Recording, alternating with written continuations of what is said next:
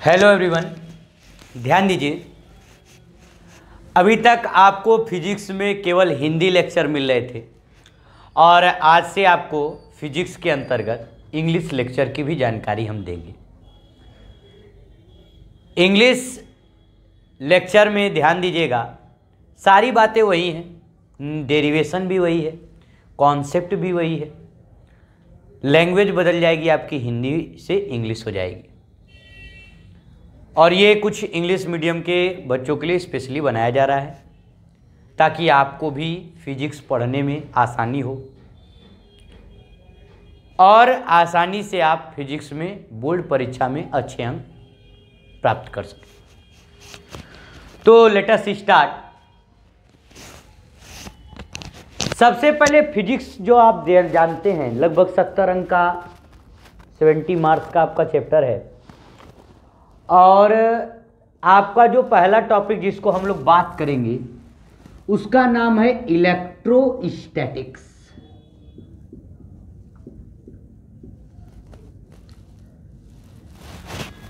यहीं से हमारी और आपकी बात शुरू होगी कि ये इलेक्ट्रोस्टैटिक्स होता क्या है। यहां पर ये जो इलेक्ट्रो शब्द है ना बाबू, ये इलेक्ट्रिसिटी को डिनोट करता है और स्टैटिक शब्द जो है वो रेस्ट को डिनोट करता है। यानी कि इस चैप्टर में हम ऐसी इलेक्ट्रिसिटी के बारे में पढ़ने जा रहे हैं जो रेस्ट पोजीशन में है और रेस्ट पोजीशन में रह करके हमको अलग अलग कॉन्सेप्ट दे रही है। बात समझ में आ गई? रुके हुए इलेक्ट्रिसिटी, जो कि आपको देखा होगा निप्पो के सेल के अंदर रुका हुआ ही तो है वहां पर इलेक्ट्रिसिटी। तो इलेक्ट्रोस्टैटिक्स के अंतर्गत हम लोग स्टैटिक इलेक्ट्रिसिटी के कॉन्सेप्ट को डेवलप करने वाले हैं और यहां से लगा करके हम जब तक आपको कैपेसिटर तक पढ़ाएंगे तो आप यह बात मान करके चलिएगा कि हम रुके हुए करंट की बारे में बात कर रहे हैं, चार्ज के बारे में बात कर रहे हैं। मोशनल चार्ज की बात नहीं कर रहे हैं। मोशनल चार्ज के लिए इलेक्ट्रिक करंट आपको चैप्टर मिलेगा। बात क्लियर हो गई? और बात शुरू होती है, सर चार्ज क्या होता है? चार्ज क्या होता है? चार्ज से हम लोग बात शुरू करते हैं। आप बुक वगैरह खोलेंगे, पहला टॉपिक चार्ज निकल के आएगा। चार्ज का मतलब कई सारे चार्ज होते हैं। जैसे आपने कुछ काम कराया तो पूछते ना इसका कितना चार्ज लगेगा, 10 रुपया 15 रुपया, वो भी एक तरीके का चार्ज ही तो है। तो चार्ज में भी कौन सा चार्ज? Electric charge. कौन सा चार्ज? Electric charge. हम लोग आज जिस बात को पढ़ने जा रहे हैं उसका नाम है इलेक्ट्रिक चार्ज। 10 से आप पढ़ते आ रहे हैं। इलेक्ट्रिक चार्ज क्या होता है? किसी भी बॉडी की वह इंटरनल प्रॉपर्टी, किसी भी बॉडी की वह इंटरनल प्रॉपर्टी जो इलेक्ट्रोस्टैटिक अट्रैक्शन या रिपल्सन फोर्स के लिए रिस्पॉन्सिबल है।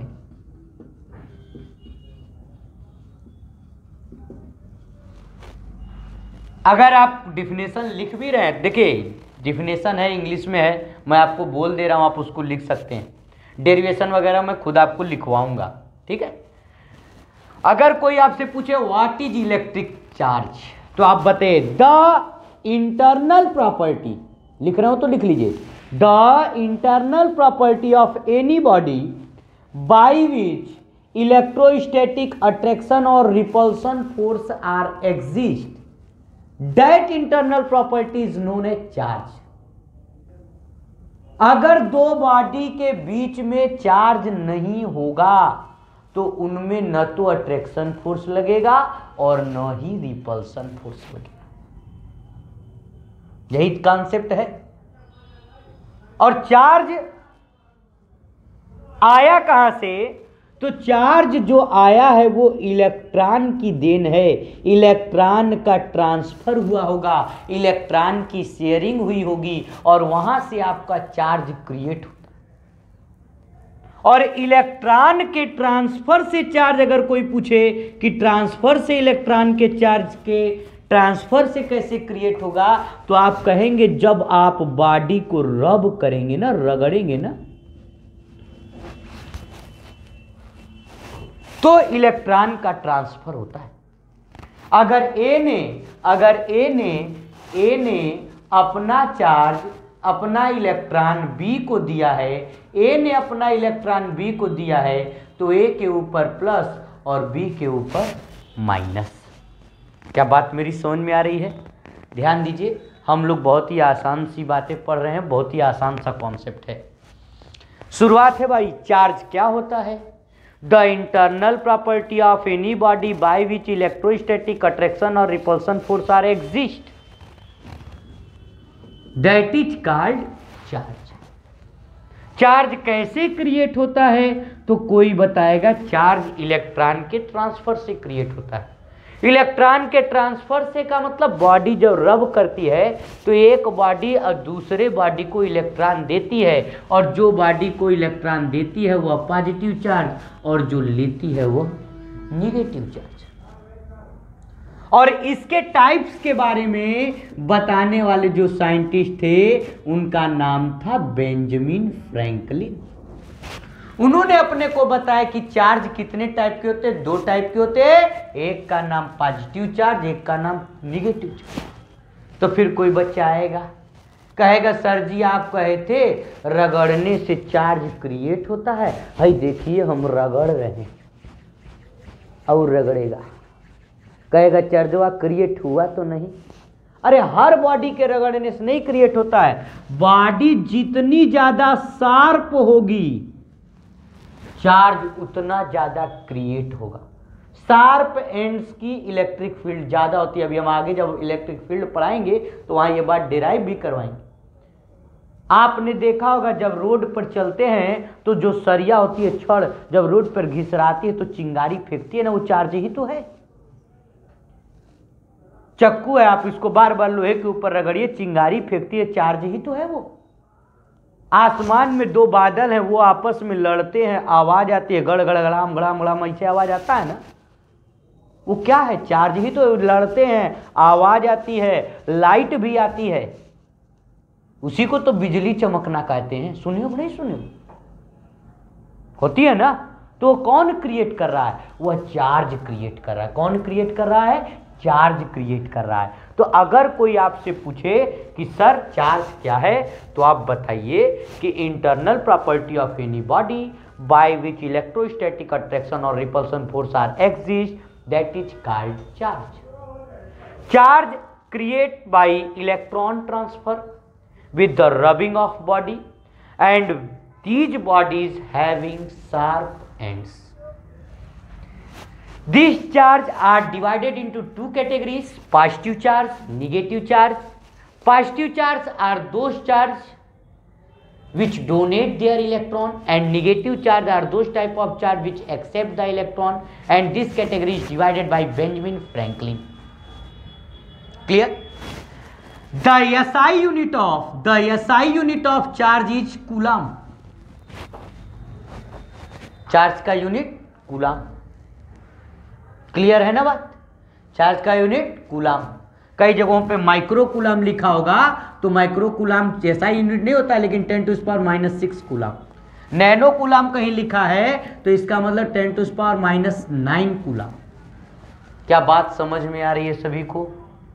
चार्ज का कॉन्सेप्ट देखिए, ज़्यादा कुछ नहीं। अब चार्ज इतना लोअर कॉन्सेप्ट नहीं है 12th की फिजिक्स की, आपसे चार्ज पर ही बहुत कुछ बात करेंगे। हाँ, जानकारी होनी चाहिए आपको। हमने कहा ना हम आपको वो लेक्चर देंगे जो इससे आगे के टॉपिक्स को जोड़ता चला जाएगा और आप बोर्ड एग्जामिनेशंस में बेस्ट परफॉर्मेंस कर सकते हैं, ये गारंटी है। बोर्ड परफॉर्मेंस में आपकी तैयारी अच्छी होनी चाहिए। तो चार्ज क्रिएट हो गया, चार्ज समझ में आया सभी को? ठीक है, जिनको फोटो खींचनी होगी फोटो खींच लेंगे। बहुत बढ़िया। अब ध्यान दीजिए, सबसे पहला और सबसे बड़ा टॉपिक चार्ज के बाद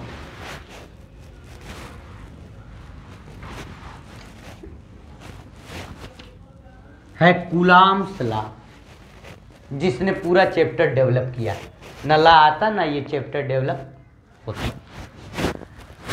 कूलाम्स ला। अब सबसे पहले सर ये कूलाम्स ला होता क्या? कोई question, what do you understand by Coulomb's law? Coulomb's law give knowledge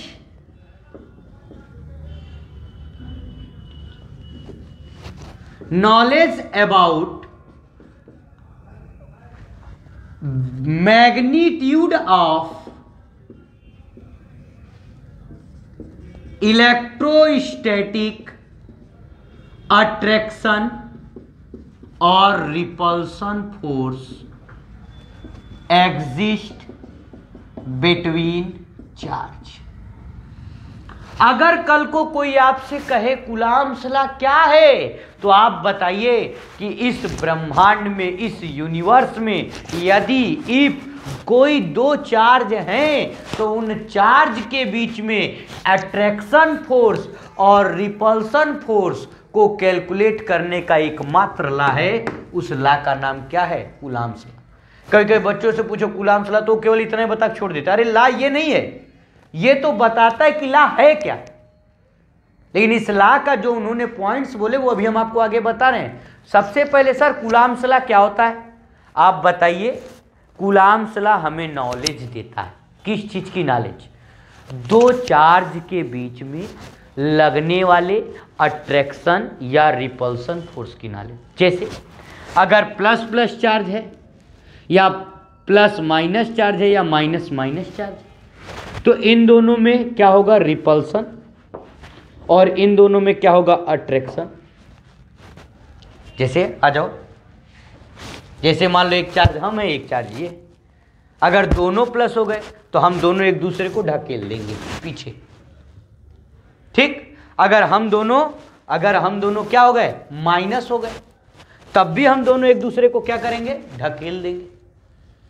और अगर ये माइनस है ये प्लस है तो हम दोनों एक दूसरे को अट्रैक्ट कर लेंगे। क्या कर लेंगे? अट्रैक्ट कर लेंगे। बात समझ में आ गई? अगर ये माइनस हम plus, opposite polarity are attract to each other. बात क्लियर है? और सेम पोलैरिटी क्या करती है? रिपेल करती है। बढ़िया, ठीक। तो कूलाम्स ला अगर कोई पूछे क्या है तो आप बताएंगे कूलाम्स ला हमें नॉलेज देता है। किस चीज की नॉलेज? इलेक्ट्रोस्टैटिक अट्रैक्शन और रिपल्सन फोर्स की नॉलेज देता है। किसके बीच? चार्ज के बीच। चार्ज के बीच अट्रैक्शन और रिपल्सन फोर्स की नॉलेज देने का काम कौन करता है? कूलाम्स ला। अब ये ला होता क्या है? ठीक है, ये इतना आप चाहें तो लिख सकते हैं। अब ये ला होता क्या? मिटा रहे हैं हम इसको, ध्यान दीजिए।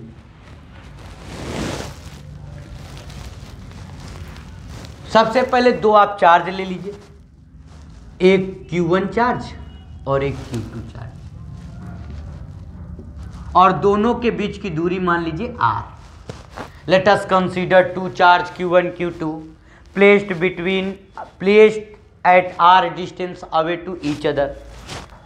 कूलाम्स ला कहता है कि जो फोर्स है, the force of attraction exist between them is directly proportional to the product of charge and inversely proportional to the square of distance between them।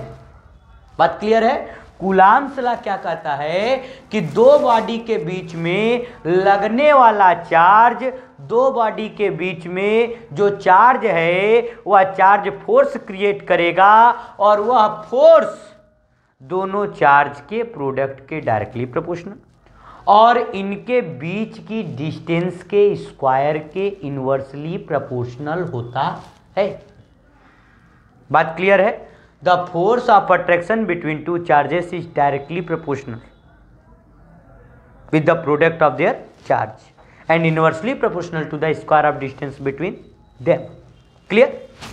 अब जब दोनों सिंबल को आप लेकर के आएंगे तो Q1 Q2 by R square, directly proportional का साइन हटेगा, K Q1 Q2 by R square.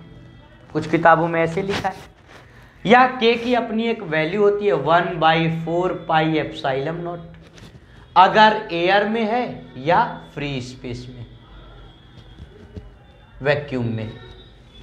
और अगर किसी मीडियम में है तो यही फार्मूला थोड़ा सा बदल जाएगा, 1/4πε0 के Q1 Q2/r²। और ये तब लगेगा जब ये तुम्हारा कहाँ हो, जब ये किसी मीडियम में हो। और यहां पर के को क्या कहते हैं, के को क्या कहते हैं, dielectric constant of medium. Clear है, जिस मीडियम का होगा वो दिया रहेगा। एप्सिलॉन नॉट को क्या कहते हैं, परमिटिविटी ऑफ फ्री स्पेस। और एप्सिलॉन नॉट की वैल्यू भी होती है 8.85 × 10⁻⁻12। बात क्लियर है। 1/4πε0 की भी वैल्यू होती है 9 × 10⁹ यूनिट होता है इसका। अगर इसका यूनिट निकालेंगे न्यूटन मीटर स्क्वायर पर कूलाम स्क्वायर, और इसका यूनिट होता है coulomb square newton metre square. तो अगर कोई आपसे कहता है सर कूलाम्स लॉ क्या है, तो आप बताइए। कूलाम्स लॉ सीधी सी बात कहता है कि दो बॉडीज के बीच में जब चार्ज आपने रख दिया तो अट्रैक्शन या रिपल्सन फोर्स लगेगा। There be attraction or repulsion force existing between two charged particles, and this force is directly proportional to the product of their charges and inversely proportional to the square of distance between them. On the summation of these two equations, we got F = 1/4πε0 Q1 Q2/r² for any air or vacuum medium. ये distance between them, there be a gap, and this gap is filled by air or vacuum, whereas the another medium present between these gap, we use the another formula 1/4πε0 k Q1 Q2/r², where k is known as dielectric constant of medium, epsilon naught is known as permittivity of free space, and 4 pi is constant. 1/4πε0 have 9 × 10⁹ Newton meter square per coulomb square, and epsilon naught 8.85 × 10⁻12 coulomb square upon Newton meter square। Clear है, बहुत बढ़िया। अब coulombs law अगर आपको समझ में आ गया, आप में से जो चाहे इसको पिक क्लिक कर सकते हैं। क्लियर, चलिए कूलाम्स लॉ आ गया तो छोटा सा आप एक और टॉपिक बता दें, electric field and electric field intensity. अब बात आती है सर इलेक्ट्रिक फील्ड क्या होता है। द 3D या 3 dimension space around charge in which electrostatic attraction or repulsion force are exist called electric field। अगर कोई आपसे पूछे कि सर इलेक्ट्रिक फील्ड क्या होता है, तो आप बताओ भैया कि हमने कहीं चार्ज रखा है, दिस इज चार्ज, और आगे आओ, जैसे मान लीजिए ये एक चार्ज है ना, और इस चार्ज के बगल में ये this is our test charge, Q naught test charge. Test charge याद रखना पॉजिटिव होता है। क्यों होता है पॉजिटिव? क्योंकि पॉजिटिव चार्ज फॉर्मेशन करना आसान होता है। मेटल का होता है पहले तो, पॉजिटिव कैटायन कौन बनाता है? मेटल। मेटल से पॉजिटिव चार्ज क्रिएट करना आसान होता है, क्योंकि मेटल ही तो इलेक्ट्रिसिटी को कंडक्ट करेगा, नॉन मेटल तो कंडक्ट कर नहीं करेगा। और अगर आप निगेटिव चार्ज लेकर के बार बार एक्सपेरिमेंट में चलोगे तो निगेटिव चार्ज क्रिएट करने में मेटल के द्वारा थोड़ा सा मेहनत लगेगा, पैसा लग जाएगा। इसलिए हम लोग एक्सपेरिमेंट के दौरान पॉजिटिव टेस्ट चार्ज लेते हैं। तो ये मेरा चार्ज है, मैंने रख दिया, ठीक, कमजोर है थोड़ा। और ये क्या है, टेस्ट चार्ज। मैं टेस्ट चार्ज यहां पर लेके गया तो ना इन्होंने इसको अट्रैक्ट किया न रिपेल किया। ध्यान दीजिए, ये चार्ज है, मैं टेस्ट चार्ज यहां लेकर के गया, ना इन्होंने इसको अट्रैक्ट किया ना रिपेल किया। मैं और थोड़ा पास आया और अब जब यहां पर पहुंचा तो यहां अट्रैक्शन या रिपल्सन फोर्स लगने लगा। जिस जगह पर फोर्स लग गया अब यह इनका इलाका है, that is called its electric field. जैसे कुत्ता का इलाका होता है ना, सुने हो ना भैया, कुत्ता होता है ना, इलाका होता है ना उसका, उस इलाके में दूसरा कुत्ता आ जाए दौड़ता चला जाता है, कैसे हमारे इलाके में आ गए, वही काम तो है। ठीक है, ये नहीं है मान लीजिए, है ना। तो कहने का मेरा मतलब सिर्फ इतना है कि कोई भी चार्ज है और चार्ज के चारों तरफ एक 3D स्पेस है जहां पर अट्रैक्शन और रिपल्सन फोर्स एग्जिस्ट करता है, उस 3D स्पेस को क्या कहते हैं, इलेक्ट्रिक फील्ड। और उस जो फोर्स एग्जिस्ट करेगा उस फोर्स को क्या कहते हैं, electric field intensity. Vector quantity होती है और यूनिट होता है न्यूटन पर कूलम। जो फोर्स एग्जिस्ट करेगा उसे क्या कहेंगे, इलेक्ट्रिक फील्ड इंटेंसिटी। जैसे हम मान लीजिए अब की चार्ज है, कुत्ता वाला कॉन्सेप्ट इधर, हम लोग क्या है, चार्ज। अब हमारा चारों तरफ फील्ड है, ये टेस्ट चार्ज है, पास आए तो थोड़ा सा फोर्स ज़्यादा लगा, थोड़ा दूर है हो सकता है फोर्स कम लग रहा। तो इनके ऊपर जितना मेरा फोर्स लग रहा है वही क्या कहलाएगा, इलेक्ट्रिक फील्ड इंटेंसिटी। ध्यान दीजिए, इलेक्ट्रिक फील्ड अलग है, इलेक्ट्रिक फील्ड इंटेंसिटी अलग है, सेम नहीं है। इलेक्ट्रिक फील्ड क्या होता है, अगर कोई पूछे, the 3D space around the charge in which electrostatic attraction or repulsion force exists on any test charge, that 3D space is called electric field. And the amount of force which exists on test charge in any point on electric field, that amount of force is called electric field intensity.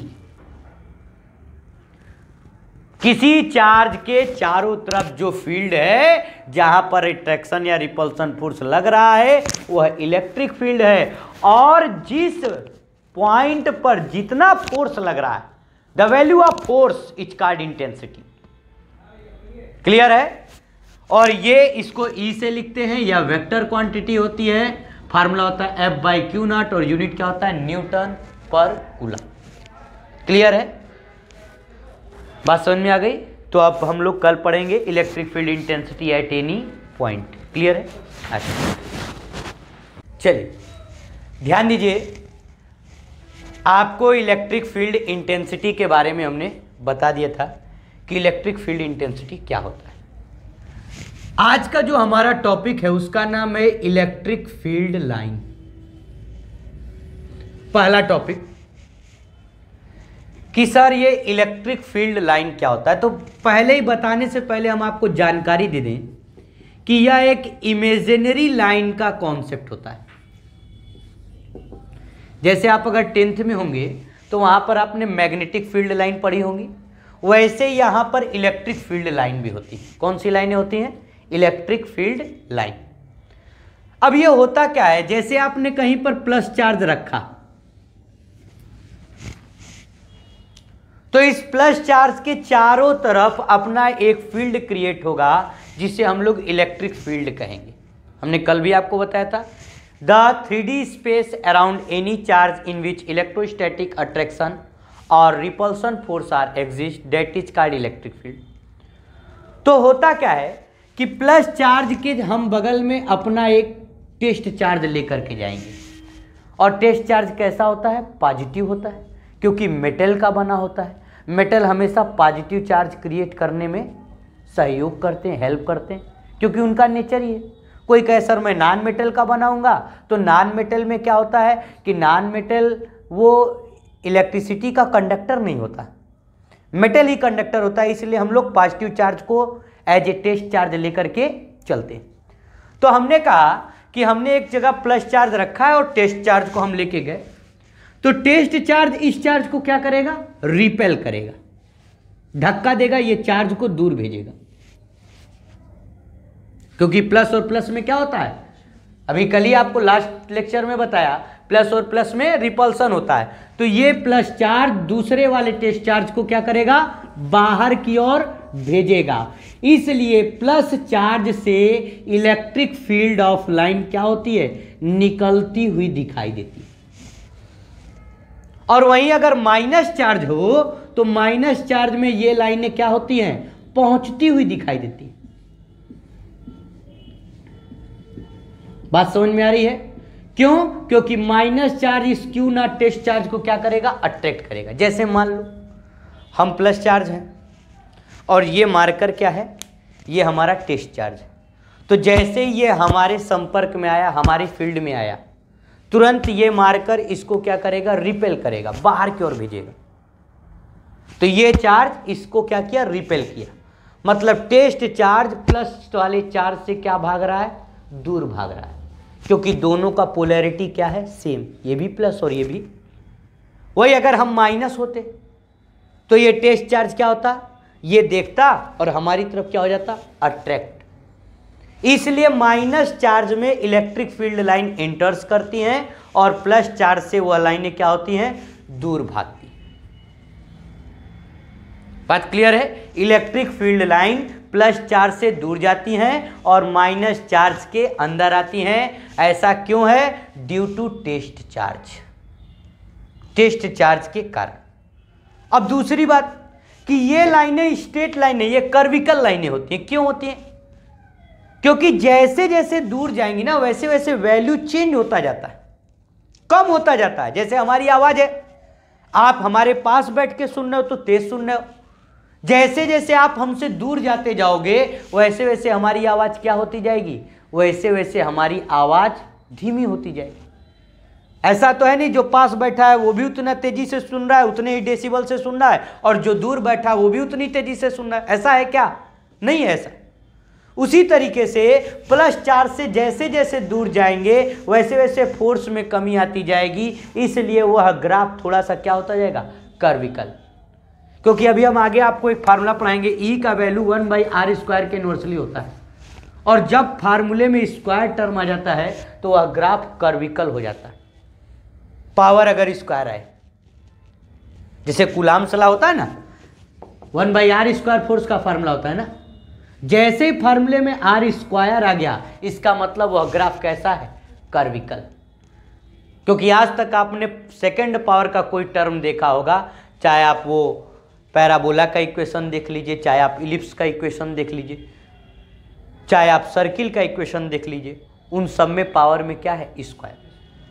बात clear है? तो कहने का मेरा मतलब है कि अगर कोई आपसे पूछे कि sir electric field of line क्या होती है, तो आप बताइए, the imaginary line which represent the direction of electric field, that imaginary line is called electric field line. From positive charge these line sent back away, and for negative charge these all line reach to that negative charge। मतलब positive charge से वह दूर जाती हैं और negative charge के वह करीब आने की कोशिश करती हैं, क्योंकि यह एक्चुअल में इलेक्ट्रिक फील्ड ऑफ लाइन क्या है, यह डायरेक्शन है। किसका डायरेक्शन है? किसी चार्ज पर टेस्ट चार्ज के ऊपर लगने वाले फोर्स का। और ये लाइनें कर्विकल शेप की क्यों होती हैं? क्योंकि सर ये इलेक्ट्रिक फील्ड से लगने वाले फोर्स को डिफाइन कर रही हैं। तो जैसे जैसे दूरी बढ़ती जाएगी वैसे वैसे फोर्स घटता जाएगा। अगर फोर्स कांस्टेंट होता, यहाँ पर भी 2 न्यूटन का लगता, यहाँ पर भी 2 ही न्यूटन का लगता, तो ये ग्राफ सीधे हो जाता। बात समझ में आ रही? तो ये सीधे ना होकर के हल्की सी कैसी हो जाएंगी, कर्विकल हो जाएगी। क्लियर है बात? यहां तक समझ में आ रहा है? ये टॉपिक क्लियर हो गया। तो सबसे पहली इलेक्ट्रिक फील्ड लाइन क्या होता है? Imaginary line which represent the direction of electric field, that is called electric field line. Positive charge से ये बाहर निकलेंगी, निगेटिव चार्ज से अंदर जाएंगी। देखिए ज़्यादा कुछ कॉन्सेप्ट नहीं, जितना बोर्ड के लिए, कंपटीशन के लिए आपके लिए जरूरी है उतनी हम लोग यहाँ पर बात करेंगे, ताकि आप पेपर में अच्छा परफॉर्म कर पाए। कोई दिक्कत यहाँ तक? कोई क्रॉस क्वेश्चन? नहीं। अब इसके बाद जो अगला हमारा टॉपिक है, डिफिनेशन लिख लेंगे, नोट्स में आपको दिया गया है। अगला जो हमारा टॉपिक शुरू होता है वह शुरू होता है इलेक्ट्रिक डाइपोल।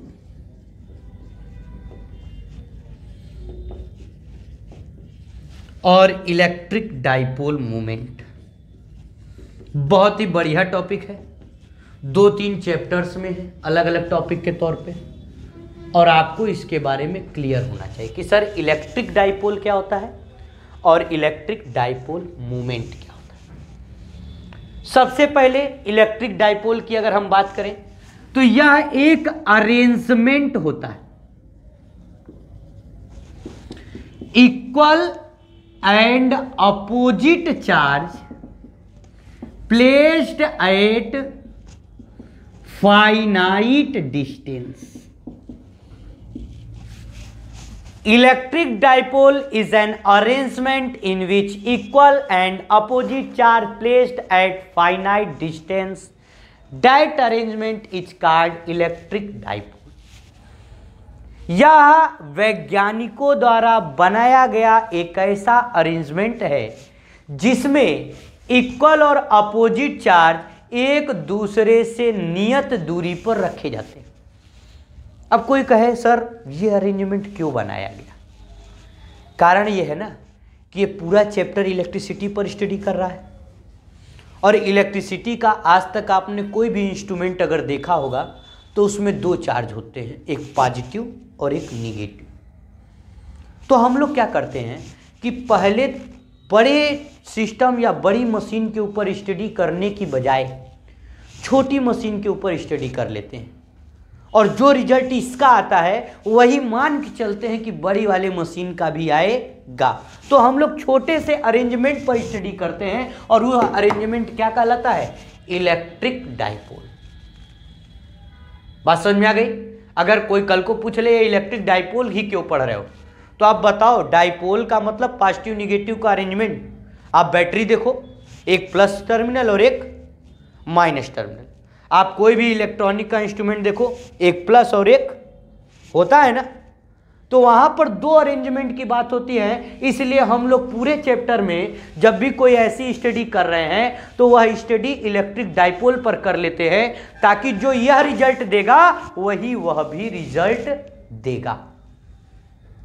इसलिए इसकी जरूरत पड़ी। Electric dipole is an arrangement in which equal and opposite charge placed at a finite distance. कल को हमने ले लिया, एक तरफ -3 कूलाम चार्ज रखा, एक तरफ +3 कूलाम चार्ज रखा, it is electric dipole. -2 + 2 it is electric dipole. -1 + 1 it is also a electric dipole. -q + q it is also a electric dipole. लेकिन अगर एक तरफ -5 एक तरफ +4 लगा, क्या ये इलेक्ट्रिक डाइपोल है? नहीं। तो कोई भी आपसे पूछे कि सर इलेक्ट्रिक डाइपोल क्या हो रहा है, तब आप उसको बताइए कि electric dipole is nothing, it is just an arrangement of equal and opposite charge placed at a finite distance. Clear है? यानी कि -q + q, और इन दोनों के बीच में एक अपना क्या होगा? सेंटर, जिसको किससे लिखेंगे? O से। इसके इधर की दूरी a, इधर की दूरी a। एनसीईआरटी में ए माना होगा, और अगर आप साइड बुक पढ़ते हैं तो वहां क्या माना होगा? एल। बात क्लियर है? एनसीईआरटी में ए और ए दूरी लिखा होगा, और साइड बुक में क्या लिखा है? एल। तो कोई भी आपसे कहे सर इलेक्ट्रिक डाइपोल, तो आप बताइए कि electric dipole is an arrangement in which equal and opposite charge placed at a finite distance. -q + q, एक L है दूसरा भी L है, दोनों के बीच की दूरी कितनी हो गई? 2। क्लियर है बात? इलेक्ट्रिक डाइपोल समझ में आ रहा है? अब बात आती है सर इलेक्ट्रिक डाइपोल मूवमेंट क्या होगा? यह टॉपिक केमिस्ट्री में भी है, डाइपोल मूवमेंट, क्योंकि वहां पर भी आप देखेंगे तो जैसे जब 2 चार्ज ले लेते हैं ना तो इलेक्ट्रोनिगेटिविटी क्रिएट हो जाती है, plus positive minus positive create होती है ना। वहां पर इलेक्ट्रोनिगेटिविटी क्रिएट हो जाती है, वहां पर भी इक्वल और अपोजिट चार्ज क्रिएट होते हैं। तो ये टॉपिक केमिस्ट्री में भी आपको देखने को मिलेगा। लेकिन यहां पर क्या है, इलेक्ट्रिक डाइपोल मूवमेंट। पहली बात, ये वेक्टर क्वांटिटी होती है, सीधे सीधे बात करेंगे, घुमाने की कोई जरूरत। इसको किससे लिखते हैं, P से। This is the symbol. ये होता क्या है, चार्ज और इनके बीच की दूरी का product, the product of charge and distance between them is called electric dipole movement. Q into 2L। Unit, Q का यूनिट कूलाम और डिस्टेंस का यूनिट मीटर। डायरेक्शन माइनस से प्लस, निगेटिव से पॉजिटिव, निगेटिव चार्ज से, क्यों, क्योंकि electric field of line जो है उसकी अपोजिट डायरेक्शन में जाता है।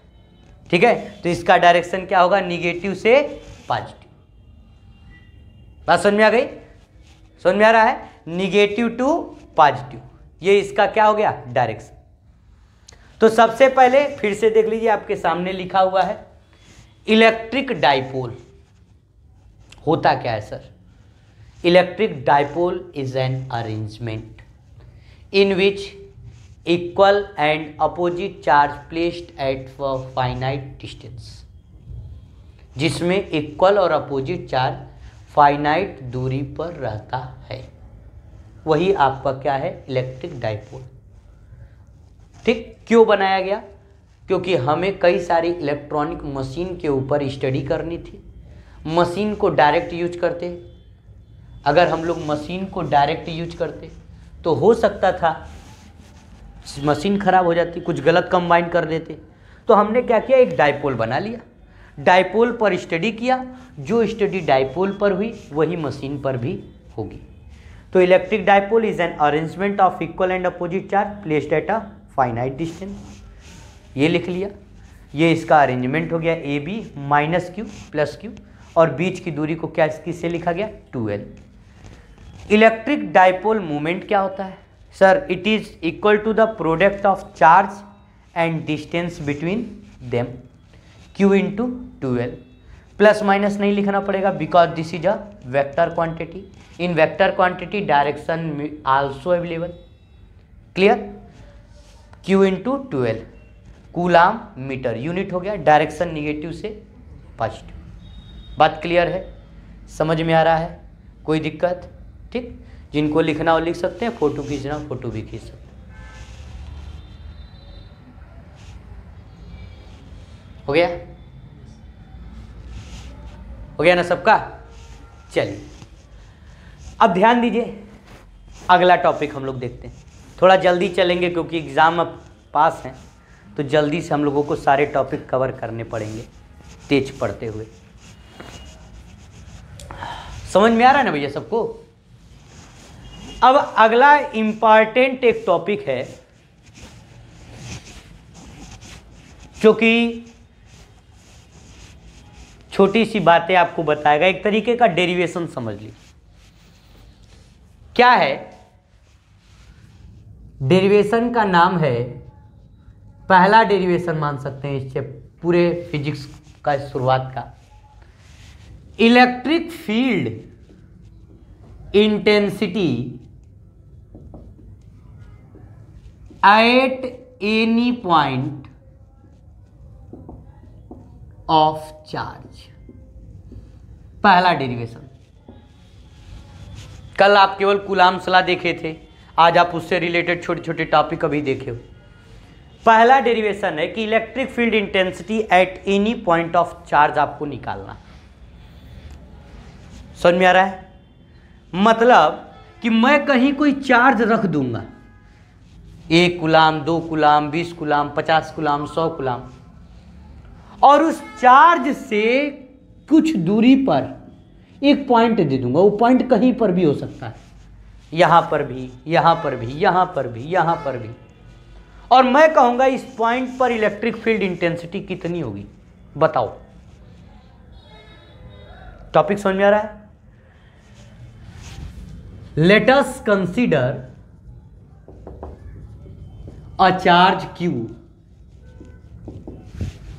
and we find electric field intensity at point P placed at r distance away।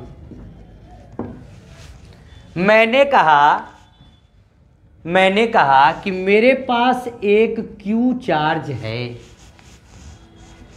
और इस चार्ज से R दूरी पर एक पॉइंट है, उस पॉइंट का नाम क्या है? Point P। और इस पॉइंट पर कितना इलेक्ट्रिक फील्ड इंटेंसिटी है यह मुझको निकालनी। आगे चल करके इसको हम लोग गॉस थ्योरम से भी निकाल सकते हैं, लेकिन यहां पर उसकी मदद से नहीं, सिंपल मेथड से शुरू करेंगे। हमने कहा कि मेरे पास एक चार्ज है Q और इस चार्ज से कुछ दूरी पर एक पॉइंट क्या है? P, और उस पॉइंट P पर हमको इलेक्ट्रिक फील्ड इंटेंसिटी कैलकुलेट करनी। तो जैसे उस पॉइंट P पर हमको कुछ भी कैलकुलेट करना है तो we put test charge Q0 at P। हमें P पर क्या करना पड़ेगा? एक टेस्ट चार्ज को ले जाकर के रख देना पड़ेगा। बिना उसके तो हम एक्सपेरिमेंट कर नहीं पाएंगे। हमने क्या किया? पॉइंट P पर एक टेस्ट चार्ज को पुटअप कर दिया। क्लियर है? और जैसे ही चार्ज हम वहां रखेंगे ना तो वहां पर क्या लगने लगेगा? Force. When two charges are placed at that time they have an force. That force is called electrostatic force. Positive positive होगा रिपल्सन, पॉजिटिव निगेटिव होगा तो क्लियर है बात। रो हमको नहीं, उससे नहीं मतलब है कौन सा लग रहा है, because force is a vector quantity. Direction से हमको कोई लेना देना नहीं है, वेक्टर में अपने आप डायरेक्शन आएगी ही आएगी। तो हमने कहा मैंने वहां पर एक चार्ज रखा, इट हैव इलेक्ट्रोस्टैटिक फोर्स। उसके पास कौन सा फोर्स आ गया? Electrostatic force. क्लियर है? कौन सा फोर्स आया? इलेक्ट्रोस्टैटिक्स। और उस फोर्स का फार्मूला यही होता है। कौन सा लॉ बताता है? Coulombs law. लिख देंगे बाय कूलाम्स लॉ, यही बताता है। बीच में कोई मीडियम तो है नहीं, तो एप्सिलॉन नॉट ही रखना पड़ेगा। अगर मीडियम रहता तो यहीं बगल में क्या लगा देते? के। क्लियर है? F equal to 1/4 pi epsilon naught Q1 की जगह पे Q, Q2 की जगह पे Q0 upon R square. Equation 1। कोई दिक्कत? क्लियर है ना ये बात? F निकल आया। उसके बाद यही लिख रहे हैं बगल में, है ना। हेंस अभी कल बताए थे E बराबर क्या होता है? F/Q0 होता है इलेक्ट्रिक फील्ड इंटेंसिटी। मैंने बताया था चार्ज के चारों तरफ इलेक्ट्रिक फील्ड होगी, जहां पर अट्रैक्शन और रिपल्सन फोर्स फील होगा, और वह अट्रैक्शन और रिपल्सन फोर्स की वैल्यू क्या कहलाएगी? Electric field. जैसे हम चार्ज हैं, हमारे बगल में मान लो 10 न्यूटन का यहाँ फोर्स फील हो रहा है, तो इस पॉइंट के लिए उसका इंटेंसिटी कितना है? 10 न्यूटन। थोड़ा और दूर गए, वहाँ 5 न्यूटन का फोर्स फील हो रहा है, तो उस पॉइंट के लिए इलेक्ट्रिक फील्ड इंटेंसिटी कितनी हो गई? 5 newton. Electric field intensity nothing is it is a nothing, it is a force act on unit test charge. किसी टेस्ट चार्ज के ऊपर इलेक्ट्रिक फील्ड पे लगने वाले फोर्स को ही इलेक्ट्रिक फील्ड इंटेंसिटी कहते हैं। कई बार आपको ये बात बता चुके हैं। किसी टेस्ट चार्ज के ऊपर, टेस्ट चार्ज इसीलिए क्योंकि हम यूनिट पे निकाल रहे हैं, तो किसी टेस्ट चार्ज के ऊपर जितना फोर्स लगेगा या लगता होगा उसी को क्या कहते हैं? Electric field intensity. तो E equal to F/Q0। Put F का वैल्यू रख दीजिए। E equal to 1/4 pi epsilon naught Q0/R square divided by Q0 से Q0 E equal to 1/4 pi epsilon naught Q/R square. This is our formula. Electric field intensity at any point. Derivation completed. कोई दिक्कत? फिर से देख लीजिए। Late us consider, अपने को electric field intensity at any point निकालनी थी। हमने कहा बहुत आसान है निकालना। हमने कहा जिस पे निकालनी है वो पॉइंट अपने को पता है, उस पॉइंट पे क्या कर दीजिए, we put test charge on point P. जैसे ही टेस्ट चार्ज रखा वहां कूलाम्ब सला लगने लगा। कूलाम्ब सला लगने लगा E=F/Q0। वैल्यू पुटअप के सॉल्व के आ गया। और इस रिजल्ट से हमें दो बातें पता चली कि इलेक्ट्रिक फील्ड इंटेंसिटी Q के डायरेक्टली प्रोपोर्शनल होती है। Q, what is Q? Placed charge, जो पहले से रखा गया है। कुछ बच्चे समझ लेते हैं जो चार्ज लाए वो नहीं, जो पहले से है, और डिस्टेंस के इनवर्सली प्रोपोर्शनल। अभी बार बार आपसे बोल रहे थे ना, दूरी बढ़ेगी तो मेरी आवाज की क्वालिटी घट जाएगी। यहां पर वो रिलेशन भी आ गया। जैसे जैसे दूरी बढ़ेगी वैसे वैसे इंटेंसिटी क्या होती जाएगी, कम होती जाएगी। अगर कल को मान लो हम नौसड़ खड़े हैं, ट्रांसपोर्ट नगर की बात हो रही, नौसड़ पे 2 कूलाम है तो ट्रांसपोर्ट नगर पे जो इंटेंसिटी आएगी, और नौसड़ पे अगर 10 कूलाम है तो ट्रांसपोर्ट नगर पे इंटेंसिटी आएगी। किस पे इंटेंसिटी ज़्यादा आएगी? 10 कूलाम। जब चार्ज बढ़ेगा तो इंटेंसिटी भी बढ़ेगी, और जब दूरी बढ़ेगी तो इंटेंसिटी घटेगी। ये रिलेशन है। जैसे जैसे दूरी बढ़ेगी इंटेंसिटी की वैल्यू घटेगी, और जैसे जैसे प्लेस्ड चार्ज, जो पहले से चार्ज रखा हुआ है, जैसे जैसे उसकी वैल्यू बढ़ेगी वैसे वैसे इंटेंसिटी की वैल्यू भी बढ़ेगी। तो ये एक टॉपिक क्लियर हो गया। कोई दिक्कत? जिसको फोटो खींचना हो खींच सकता है।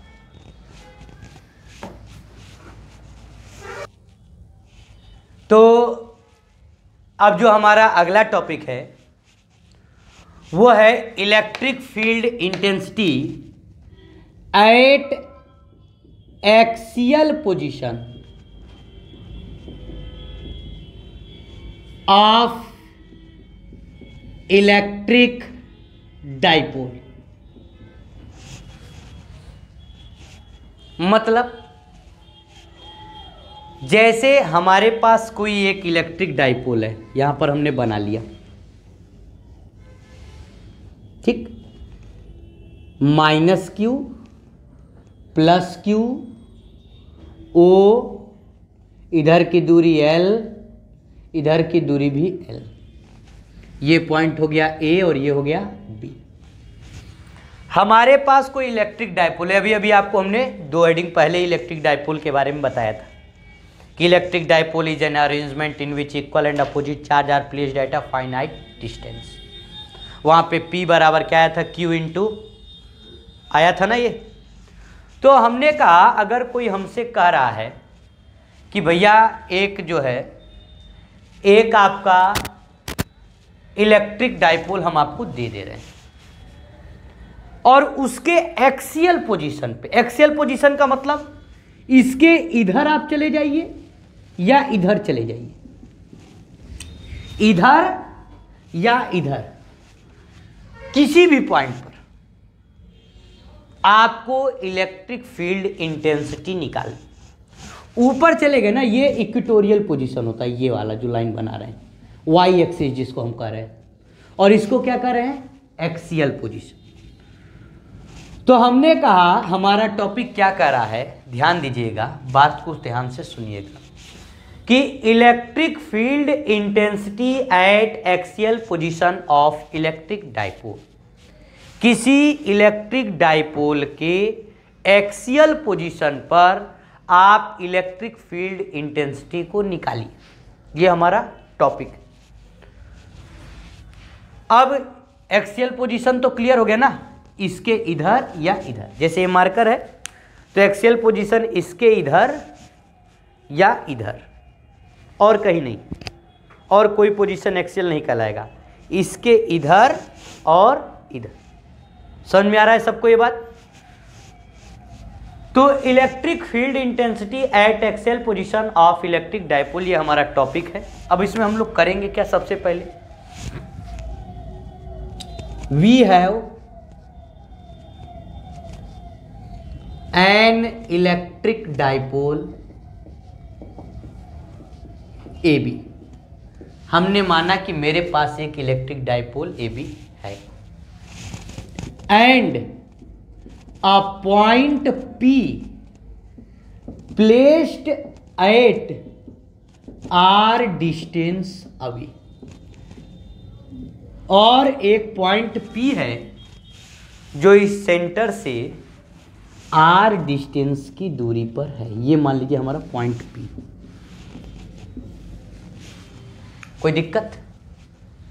और कहीं भी ले सकते हैं, इधर भी कोई दिक्कत नहीं है। वी फाइंड या we have to find electric field intensity at P. ठीक है, हमें वहां पी पॉइंट पर प्राप्त करना ही है। ठीक है, पी पर ही निकालना है, एक्सियल पॉइंट पर। Then we put a test charge Q naught at P. तो अगर हमको पी पॉइंट पे निकालना है तो पी पॉइंट पर हम एक टेस्ट चार्ज को रखेंगे। क्या इतनी बात समझ में आ रही? हम बार बार बोल रहे हैं एक्सपेरिमेंट करना है, टेस्ट चार्ज लेके चलिए। टेस्ट चार्ज पॉजिटिव ही होता है, मेटल का बनता है, आसान होता है, सस्ता होता है, ठीक, cheap and best. Clear?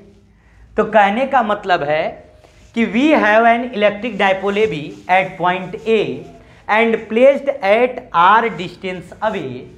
We have to find electric field intensity at P, then we put a test charge Q naught at P। हम उस P पर एक टेस्ट चार्ज को रख देंगे। अब जरा फ्रॉम फिगर से थोड़ा सा कॉन्सेप्ट देख लीजिए, आगे हमको कहीं जरूरत पड़ेगी इसलिए हम पहले ही लिख ले रहे हैं। फ्रॉम फिगर से दो दूरियां निकालिए, एक AP और एक BP। A से P, A से P में है R दूरी तो आएगी ही आएगी, प्लस एक्स्ट्रा L भी आएगा। तो A से P तक की दूरी कितनी हो जाएगी? R इसकी और L इसकी, R प्लस, समझ में आ रहा है, R प्लस L। और बचा क्या होगा? BP। भाई पूरी दूरी R है, उसमें से L दूरी घटा दी जाएगी तो BP कितना होगा? R minus L। बात क्लियर है? एक हो गया AP और एक हो गया PP। एक हो गया R प्लस L और एक हो गया R माइनस। कोई दिक्कत समझ में आ रही है यहाँ तक बात?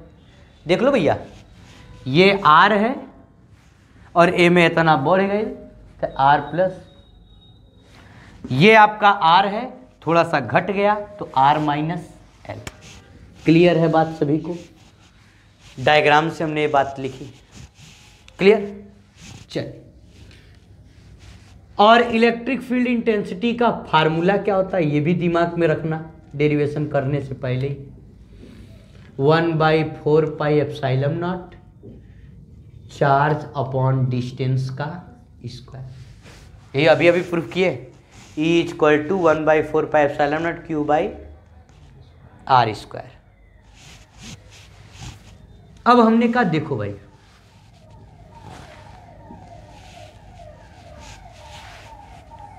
इस पॉइंट P पर दो चार्ज इफेक्ट करेंगे, क्योंकि दो चार्ज हैं प्लस और माइनस। पॉइंट P पर कितने चार्ज का इफेक्ट आएगा? दो चार्ज का। एक है प्लस, प्लस और प्लस में क्या लगेगा? रिपल्सन। और एक है प्लस और माइनस में क्या लगेगा? अट्रैक्शन। बात क्लियर है? यानी कि पॉइंट P पर दो इफेक्ट होंगे, यानी कि intensity E at P due to A and E at P due to B। मतलब P पर A के कारण क्या इंटेंसिटी है और P पर B के कारण क्या इंटेंसिटी। ये दो अलग अलग कॉलम बना लिए। A के कारण, E का मतलब intensity, electric field intensity eight P, P पर A के कारण और P पर B के कारण। A के कारण EA और B के कारण EB। फार्मूला तो वही होता है 1/4 pi epsilon naught charge upon distance का स्क्वायर और 1/4 pi epsilon naught charge upon distance का स्क्वायर, यही होता है। EA बराबर 1/4 पाई एप्सिलॉन नॉट, A पे चार्ज कितना -Q, डिस्टेंस कितनी A से P AP, और B पे चार्ज कितना 1/4 पाई एप्सिलॉन नॉट +Q और दूरी कितनी BP। लेकिन एक बदलाव करना पड़ेगा, ये जो माइनस सिंबल हमने यूज किया ना, ये आप यूज नहीं करेंगे। अब कोई कहे सर क्यों, बार बार बोलना, ये वेक्टर है, वेक्टर में डायरेक्शन अपने आप आ जाता। यही अगर इलेक्ट्रिक फील्ड इंटेंसिटी की जगह हम पोटेंशियल यूज करते ना V, तो माइनस सिंबल यूज करते, माइनस सिंबल यूज करते, लेकिन अब यूज नहीं करेंगे क्योंकि उसमें है, अपने आप है। तभी तो हम अट्रैक्शन और रिपल्सन शब्द आपसे बोल रहे हैं कि प्लस माइनस को रिपेल करेगा, सॉरी प्लस माइनस को अट्रैक्ट करेगा, प्लस प्लस को रिपेल करेगा। ये जो हम रिपेल और अट्रैक्ट बोल रहे हैं ना, दिस डिफाइंड डायरेक्शन, नहीं तो हमको इसकी कोई जरूरत ही नहीं थी। तो EA का वैल्यू निकाले, EB का वैल्यू निकाले, ठीक है। नेट निकाले कितना, टोटल कितना होगा नेट, तो दोनों को जोड़ना पड़ेगा। अब जोड़ना है घटाना है, वेक्टर तो कहता है भाई दोनों को जोड़िए। अगर वेक्टर हम यूज करेंगे, थोड़ा सा यहां पर 11th का कॉन्सेप्ट समझना पड़ेगा क्योंकि ये वेक्टर क्वांटिटीज है दोनों, तो वेक्टर तो कहता है दोनों को जोड़िए, लेकिन दोनों का डायरेक्शन अलग अलग है। क्योंकि ये देखिए, ये B जो है ये रिपल्सन फोर्स क्रिएट कर रहा है, और A वाला मतलब एक इधर है एक इधर है, बीच का एंगल 180 डिग्री। और अगर थोड़ा सा आप वेक्टर पढ़े होंगे तो R बराबर √A का स्क्वायर B का square plus 2AB cos theta होता है। जैसे ही आप यहाँ 180 रखेंगे ना, तो यहाँ माइनस लग जाएगा ना माइनस, और माइनस लगने के कारण A माइनस B बन जाएगा ये तुरंत। तो हमको सीधी सी बात है, ये चूंकि वेक्टर है, इतना आपको हम डीप में नहीं ले चलेंगे, वेक्टर हो सकता है आपको आता हो नहीं आता, भूल गए हो। मैं आपको सीधे सीधे कह रहा हूं कि नेट निकालना है, तो एक लग रहा है अट्रैक्शन और एक लग रहा है रिपल्सन, यही ना है। एक क्या है अट्रैक्शन और एक क्या है रिपल्सन, तो हमको दोनों को घटाना पड़ेगा। अगर दोनों अट्रैक्शन होते तो जोड़ देते, दोनों रिपल्सन होते तब भी जोड़ देते, लेकिन एक अट्रैक्शन है और एक रिपल्सन है। क्या है, एक अट्रैक्शन है और एक रिपल्सन है, इसलिए हमें क्या करना पड़ेगा, दोनों को घटाना पड़ेगा। क्या करना पड़ेगा, दोनों को घटाना पड़ेगा। तो एक अट्रैक्शन होता है और एक रिपल्सन, ठीक है, इसलिए हमको एक को दूसरे के साथ घटाना पड़ेगा, सब्ट्रैक्ट करना पड़ेगा। अब बड़ी बात यह है सर, सब्ट्रैक्ट किससे किसको करें, A से B को करें कि B से A को करें। तो जो बड़ा होगा उसमें से छोटे को सब्ट्रैक्ट करेंगे। अब बड़ा कौन होगा, जो पास होगा, जो पास होगा उससे दूर वाले को सब्ट्रैक्ट करेंगे। क्योंकि अभी अभी आप पढ़े थे E जो है वो दूरी का इनवर्सली प्रोपोर्शनल होता है, तो जिसकी दूरी कम उसका इलेक्ट्रिक फील्ड इंटेंसिटी ज्यादा। यहां पर P के पास कौन है, B है कि A है, B है, तो B में से A को क्या करना पड़ेगा, घटाना पड़ेगा। ये तो आपका मैथमेटिकल नॉलेज कहता है, नहीं तो फिर वेक्टर लगा करके आप करिए। जो पास है उसमें से दूर वाले को क्या करना पड़ेगा, घटाना पड़ेगा, मतलब EB माइनस EA। क्लियर है बात, EB माइनस EA। वैल्यू रखिए EB का, EB यहां लिखा है 1/4 pi epsilon naught Q upon BP square, और EA का value 1/4 pi epsilon naught Q upon AP का स्क्वायर, E इक्वल टू जो कॉमन लेना है, Q दोनों में है, 4 पाई एप्सिलॉन नॉट भी दोनों में है, BP का स्क्वायर माइनस AP का स्क्वायर। अब सिंपल सॉल्व करना है आपको, खाली ध्यान दीजिए, पेपर में आता है ये टॉपिक, आया भी है कई बार में, यूपी बोर्ड में तो 5-5 नंबर में आता है बड़े टॉपिकों में। बात क्लियर है, कई बार बोर्ड एग्जाम में ये आ चुका है टॉपिक, सीबीएसई में भी आ चुका है। हमने क्या किया, मैं फिर से आपको बता रहा हूँ कि electric field intensity eight axial position of electric dipole, जिसको लिखना हो लिख सकता है, फोटो खींचना हो खींच सकता है। हमने कहा मेरे पास एक इलेक्ट्रिक डाइपोल है, उसके एक्सियल पोजीशन पे मैंने एक पॉइंट P ले लिया, Q0, उस पर चार्ज ले जा करके रख दिया, क्योंकि जब मैं चार्ज रखूंगा तभी काम होगा, चार्ज नहीं रखूंगा काम होने वाला नहीं। टेस्ट चार्ज मैंने रख दिया। मैंने फिगर से दूरी निकाल ली, A से P तक का दूरी R + L, B से P तक का दूरी R - L। E का फार्मूला भी प्रूफ किया, 1/4 pi epsilon naught charge by distance square. मैंने कहा P पर A के कारण फील्ड होगी और B के कारण होगी, ठीक है, एक फील्ड A के कारण होगी और एक फील्ड B के कारण होगी, ठीक, A के कारण और B के कारण। बात समझ में आ गई? जो पास होगी, जो बड़ी होगी, उसमें से छोटी वाली को हम क्या करेंगे, घटा देंगे। तो EB में से EA घटा दिए, क्योंकि B वाला पास में है और A वाला दूर में है, तो पास वाले में से दूर वाले को क्या करेंगे, घटा देंगे। बात क्लियर है, समझ में आ रहा है? फोटो खींच लीजिए, ठीक है। तो अब हम लोग क्या करते हैं, वैल्यू रखने जा रहे हैं, मिटाएं इसको, ठीक।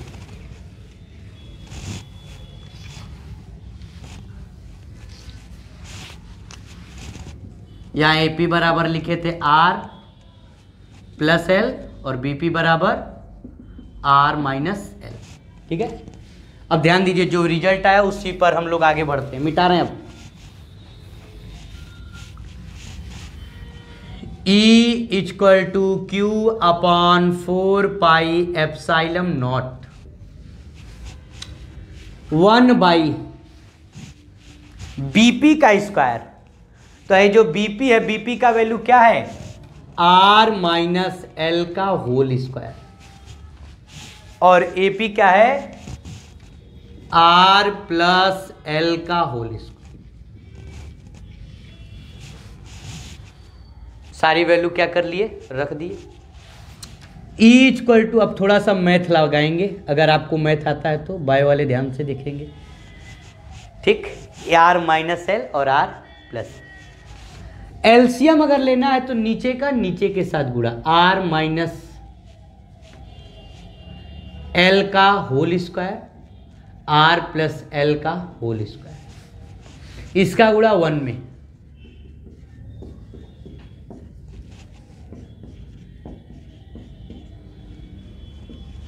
कोई दिक्कत है? E = Q/4 pi epsilon not. अब मैथ कहता है A - B और A प्लस, इसका फॉर्मूला होता है A² माइनस, और होल स्क्वायर था तो होल स्क्वायर लगा दिया। A + B का होल स्क्वायर, A का स्क्वायर B का square plus 2AB minus A - B का होल स्क्वायर, A का स्क्वायर B का स्क्वायर माइनस 2AB। कोई दिक्कत है?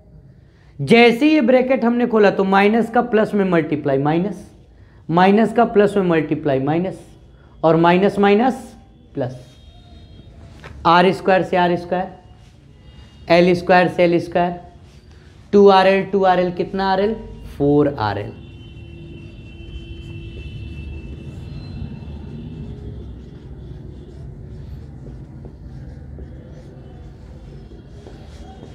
कोई दिक्कत यहां तक समझ में आ रहा है ना? एलसीएम लिए हैं, इसका इसके साथ मल्टीप्लाई, इसका इसके साथ मल्टीप्लाई, A + B का होल स्क्वायर लगाए हैं और A - B का होल स्क्वायर। नहीं तो एक मैथ में फार्मूला भी ये होता है, A + B का whole square minus A - B का होल स्क्वायर बराबर 4AB, ठीक। आप उस फार्मूले से इसको ओपन किए और आपका यह रिजल्ट आया है। अब ध्यान दीजिए, इसके आगे देखिए जरा,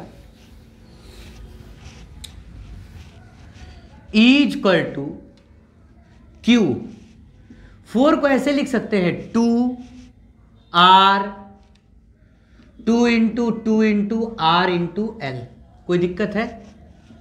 4 pi epsilon not R square minus L square का होल स्क्वायर। ऐसा इसलिए लिखे हैं क्योंकि 2Q और L इन तीनों को जोड़ करके हम लोग ये लिख सकते हैं 2QL बराबर क्या होता है? P। पढ़ा है ना electric dipole movement, charge into distance, पढ़ाया था ना।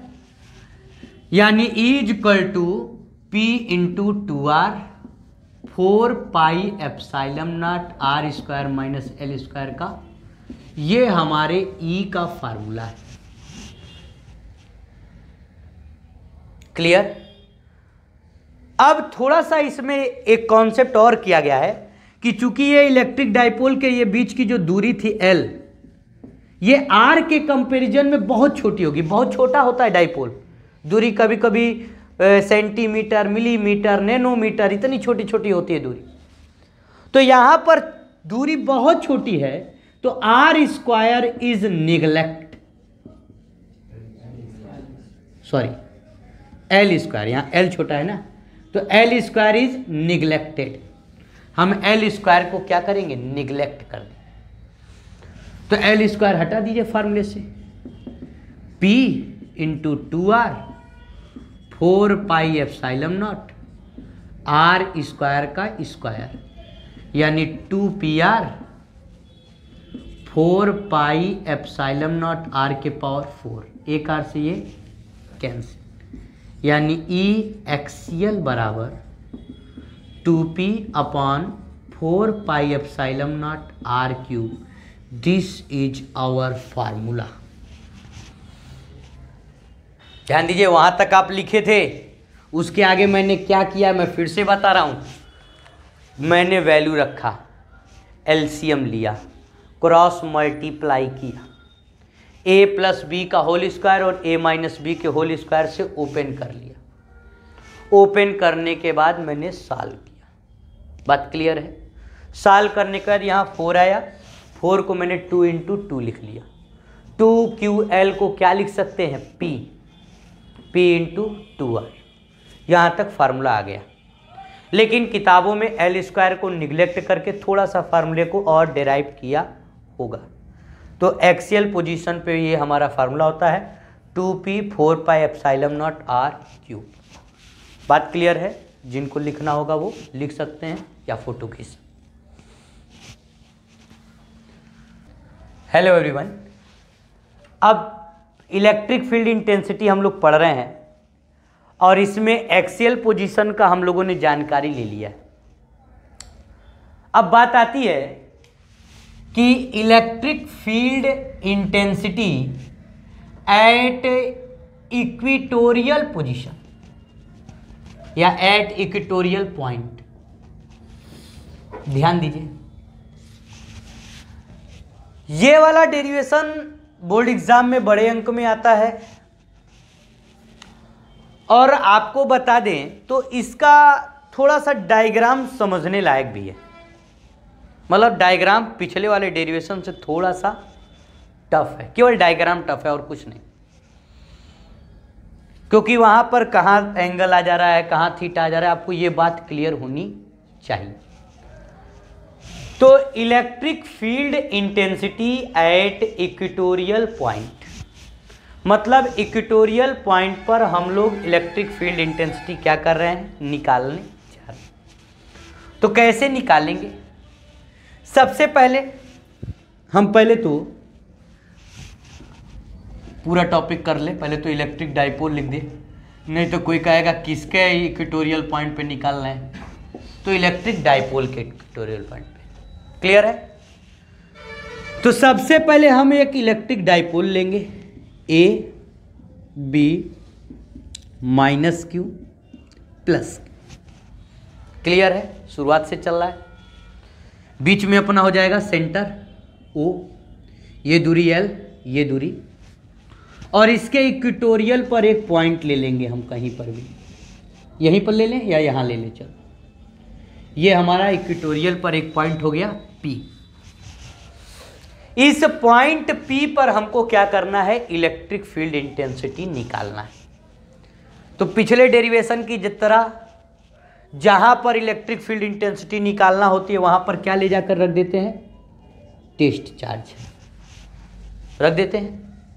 सेंटर से P दूरी, मतलब ये R डिस्टेंस पर एक पॉइंट P है और यहाँ पर हमको क्या निकालना है, इलेक्ट्रिक फील्ड इंटेंसिटी। तो वहाँ पर हमने क्या कर दिया, टेस्ट चार्ज रख दिया। यानी कि we have an electric dipole, हमारे पास एक इलेक्ट्रिक डाइपोल है AB and equatorial point P R distance away.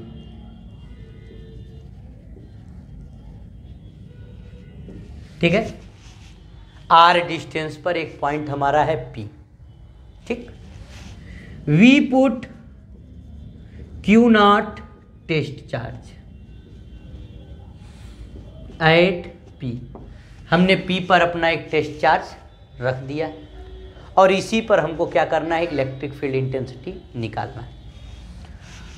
तो A से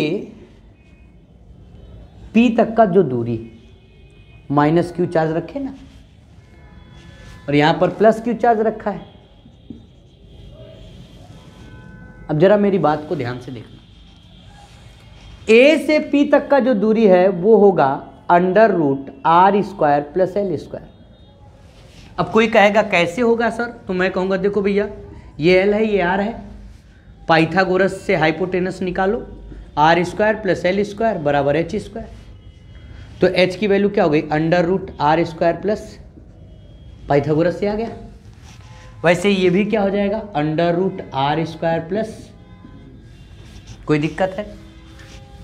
यानी कि अब की बार AP और BP का दूरी आया है √R² प्लस L²। क्लियर?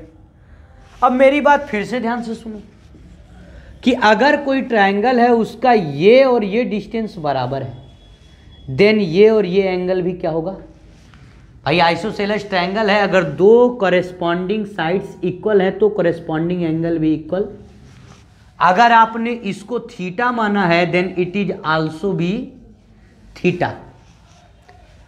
कुछ लोग इसको θ1 और इसको θ2 मान लेते हैं, कुछ लोग डायरेक्ट थीटा लिख देते, कारण नहीं बताते क्या कारण है।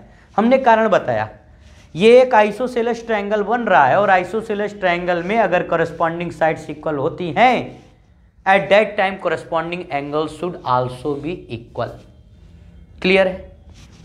अच्छा, देखिए डायग्राम समझ लीजिए, एक डायग्राम में अगर हमने थीटा भी कहीं ले रहे हैं तो आपको उसका हम रीजन बता रहे हैं। अब हम करेंगे क्या, हमने कहा देखिए एक इस डाइपोल के पैरेलल एक लाइन आप एज्यूम कर लीजिए, इस पॉइंट P से होता हुआ। पैरेलल लाइन तो हो सकता है ना, किसी भी लाइन के कोई भी लाइन पैरेलल हो सकती है, कुछ भी, हम कितनी भी लाइन खींच सकते हैं पैरेलल। ठीक है, तो हमने एक पैरेलल लाइन खींच ली। अब पैरेलल लाइन क्यों खींचा, रीजन देखिए, ये माइनस चार्ज है, ये प्लस चार्ज है, प्लस और माइनस में क्या होगा, अट्रैक्शन। तो इसका इलेक्ट्रिक फील्ड नीचे आएगा, EA, plus and minus, they are attract to each other.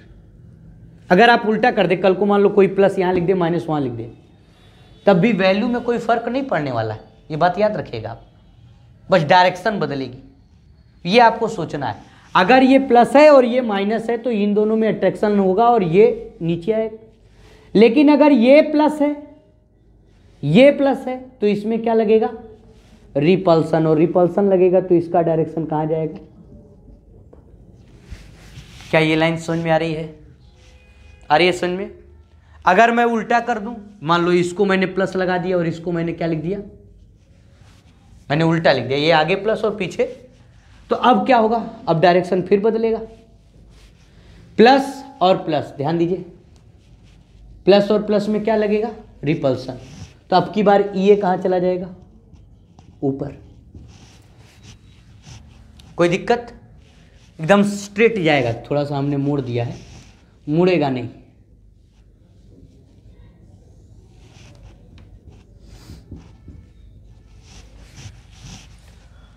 और यहां पर टेस्ट चार्ज रखे हैं क्यू नॉट, प्लस और माइनस में क्या होगा attraction.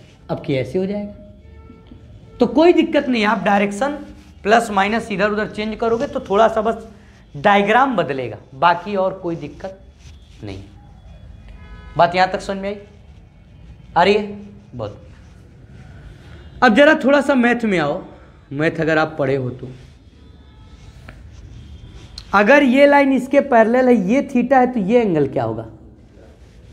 It is called corresponding angle. अगर ये थीटा है तो ये एंगल भी क्या होगा? कौन से रीजन से? बात समझ में आ रही है? कहीं पर भी आप कोई चीज भूल जाओ कि कहाँ क्या हो रहा है, तो आप तुरंत वीडियो रिकैप करके देख लो कि मैंने अगर कोई चीज थीटा लिखी है तो क्यों लिखी। क्लियर है? और अगर मैथ में थोड़ा सा और कॉन्सेप्ट आ जाए, अगर ये थीटा है तो ये क्या होगा? Because alternate interior angle. बात समझ में आ गई? मैंने कहीं पर भी माना नहीं है कि कोई एंगल आप मान लीजिए, मैंने कारण दिया है। ठीक, अगर ये थीटा है तो ये एंगल भी क्या होगा? थीटा ही होगा। क्लियर है सभी को? समझ में आ रहा है? अच्छा, मिटाएं इसको। ठीक, अब जरा आप थोड़ा सा मैथ पढ़े हो या थोड़ा सा फिजिक्स भी पढ़े हो, अगर कल को ये वेक्टर ए है और ये थीटा है, तो जिधर थीटा रहता उधर कॉस कंपोनेंट होता और उसके अपोजिट डायरेक्शन में, यहां पर ये उधर जा रहा है ऊपर, तो इसका ये क्या होगा? ये कॉस थीटा, और ये साइन थीटा कहां जाएगा? ऊपर। क्या बात मेरी समझ में आ रही है? ये है तो इधर ये कॉस थीटा और इधर ये, ठीक है। और अगर ध्यान दीजिए ई बी नीचे जा रहा है, ये थीटा है, तो इधर क्या होगा? ई बी कॉस थीटा, और नीचे क्या होगा? E B. नोट्स में हमने जब बनाया था तो अलग अलग आपको पढ़ाया भी था। ई बी है, थीटा ये है, ये तो थीटा है नहीं, तो इसका ये कॉस कंपोनेंट क्या होगा? इधर होगा, तो ये होगा ई बी कॉस थीटा, और ये हो गया ई बी साइन थीटा। मतलब ई बी का भी दो कंपोनेंट, एक ई बी कॉस थीटा और एक नीचे आ जा रहा है ई बी साइन थीटा। बात क्लियर हो गई? जैसे ये इधर जा रहा था, ये मान लो ये, तो इसका ऊपर हो गया ये साइन थीटा, ये वाला डायरेक्शन हो गया, ये ई बी वाला डायरेक्शन। तो जिसको भी डायग्राम बनाना हो बना ले, डायग्राम पूरा हो चुका है। अब इस डायग्राम में हम कुछ बदलने वाले नहीं। एंगल का क्या रीजन है, एंगल भी मैंने बता दिया है, एंगल भी बता दिया है, वेक्टर से बताया गया। क्लियर है बात? समझ में आ रहा है सभी को? मिटा दे इसको। डायग्राम क्लियर है? ये डिस्टेंस सेम है तो ये एंगल सेम है। ये एंगल इसके बराबर क्यों है? Corresponding angle. ये एंगल इसके बराबर क्यों है? Alternate interior angle. ये है तो ये कॉस थीटा, ये ई बी है तो ये ई बी कॉस थीटा और ये E B sine theta. Clear है बात? ये देखिए मैंने अलग से डायग्राम भी बना दिया है। आगे बढ़ा जा।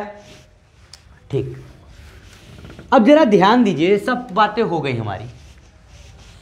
हम फार्मूला भी जानते हैं, E बराबर 1/4 pi epsilon naught Q by charge by distance का स्क्वायर। पिछले डेरिवेशन में भी यही यूज किए थे। जब यही फार्मूला है तो यही यूज करेंगे।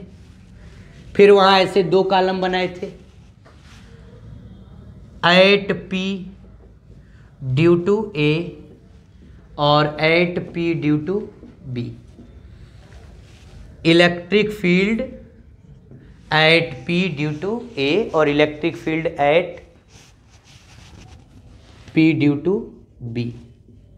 यही ना बात था? इस P पॉइंट पर A भी अपना इलेक्ट्रिक फील्ड देगा, B भी देगा, बिकॉज दोनों के पास चार्ज है। दोनों इसको अट्रैक्ट या रिपेल करेगा तो A भी अपना इफेक्ट देगा और B भी अपना इफेक्ट देगा। बात क्लियर है? तो A का लिखेंगे ये 1/4 pi epsilon naught Q by A से P की दूरी AP स्क्वायर, और EB 1/4 pi epsilon naught Q by BP square. Plus minus लिखना नहीं है क्योंकि वेक्टर है, उसको लिखने की कोई जरूरत नहीं। तो ई A equal to 1/4πε0 A P का वैल्यू, ए से पी तक का दूरी यहां देखिए निकाले हैं, √r² प्लस L² का होल स्क्वायर, और ई बी का value 1/4πε0 Q √r² plus L² का होल स्क्वायर। अब जरा ध्यान दीजिए, दोनों तो सेम ही है, 1/4πε0 क्यू और डिस्टेंस सब तो सेम है। मतलब हियर, यहां थोड़ा सा आप लैंग्वेज लिखेंगे, here E A equal to E B, so it's sine component be same. E A E B के बराबर है तो इसका साइन कंपोनेंट भी क्या होगा, बराबर होगा। Hence E A sine theta and E B sine theta are cancelled to each other.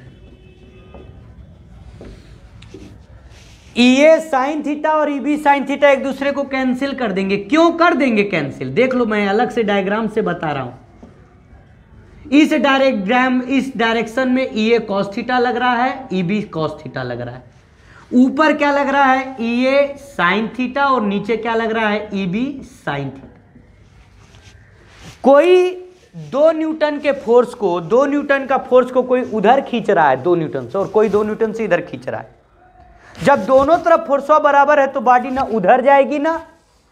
जब ई ए साइन थीटा ऊपर लग रहा है और ई बी साइन थीटा नीचे लग रहा है तो ना बॉडी ऊपर जाएगी ना बॉडी, ये दोनों एक दूसरे को कैंसिल कर देंगे। क्यों, क्योंकि दोनों का मैग्नीट्यूड बराबर, दोनों एक दूसरे को कैंसिल कर देंगे। तो at P only cos component are present. तो P पर केवल और केवल कौन सा कंपोनेंट होगा, कॉस। साइन वाला क्या कर रहा है, डायरेक्शन बदल देने के कारण, यही तो वेक्टर का खासियत है, डायरेक्शन बदल देने के कारण साइन वाला एक दूसरे को कैंसिल कर दे रहा है। और इलेक्ट्रिक फील्ड केवल किसके कारण पैदा हो रही है, कॉस के कारण, और वो भी दोनों जोड़ देना, क्योंकि दोनों का डायरेक्शन, पिछले वाले हेडिंग में एक का डायरेक्शन इधर था एक का इधर था, तो बड़े वाले में से छोटे वाले को हमने घटा दिया था एक्सेल वाले में। अब की बार घटाना नहीं पड़ेगा, एक ऊपर जा रहा है एक नीचे जा रहा है, तो ये तो कैंसिल हो गया, लेकिन जो इधर जा रहा है ये कैंसिल नहीं होगा, इसको क्या करना पड़ेगा, अपने को जोड़ देना पड़ेगा। क्या यहां तक बात समझ में आ रही है? जिसको आ रही है वो लिख ले, फोटो खींच ले, जो अपना मर्जी हो कर ले। ठीक, याद रखना, साइन कंपोनेंट कैंसिल करेगा, केवल और केवल कौन सा कंपोनेंट बचेगा, कॉस कंपोनेंट ही बचेगा। बात क्लियर है? लिख लीजिए, फोटो खींच लीजिए।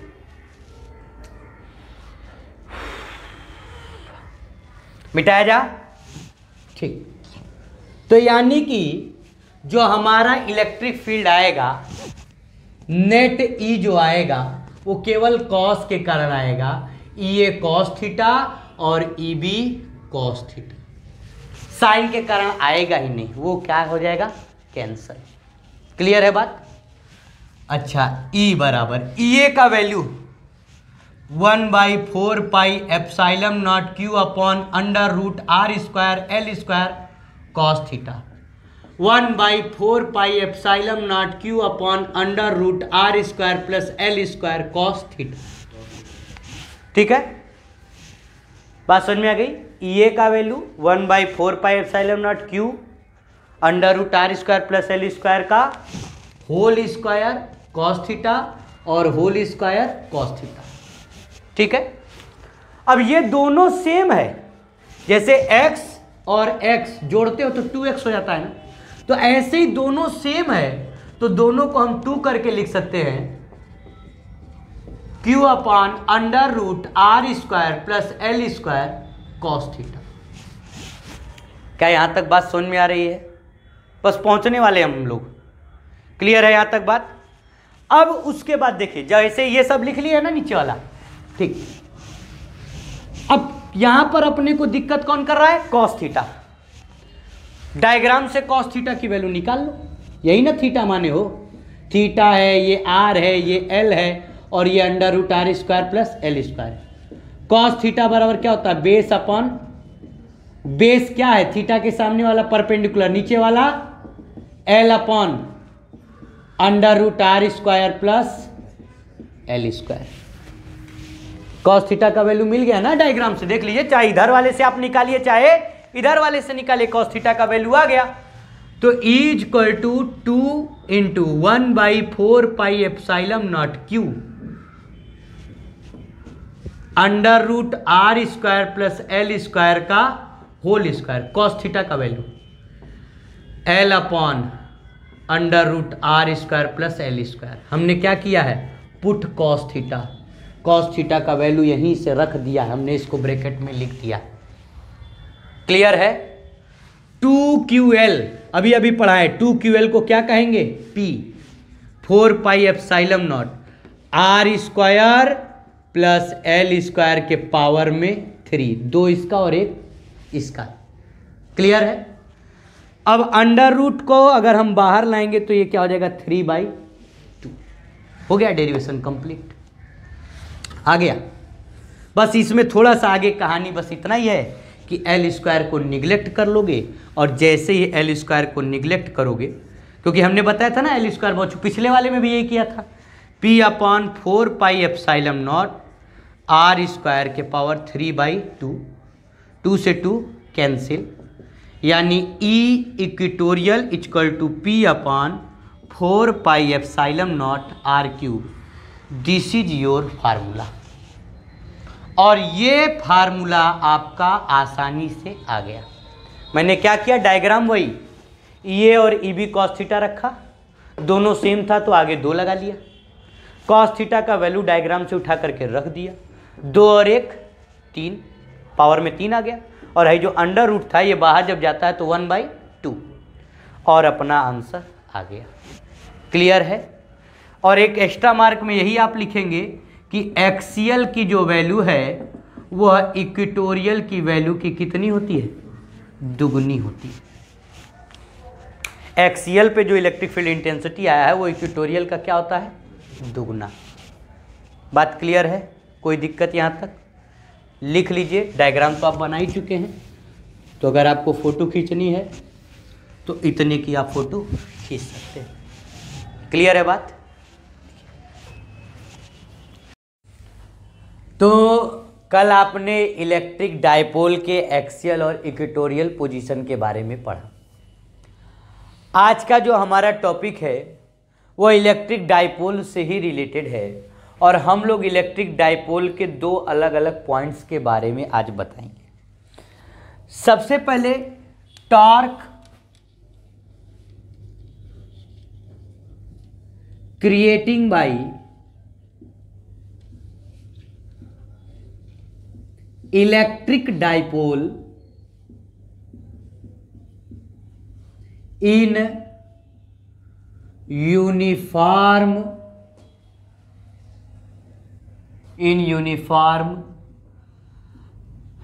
Electric field. आज का जो हमारा टॉपिक है, जैसे कोई इलेक्ट्रिक डायपोल अगर होगा, जैसे अभी हमने कल भी आपको बताया था, डायपोल का मतलब होता है -q + q और बीच की दूरी 2। और इस इलेक्ट्रिक डायपोल को हम लोग एक इलेक्ट्रिक फील्ड में रखने वाले हैं। इलेक्ट्रिक फील्ड वो भी कैसी,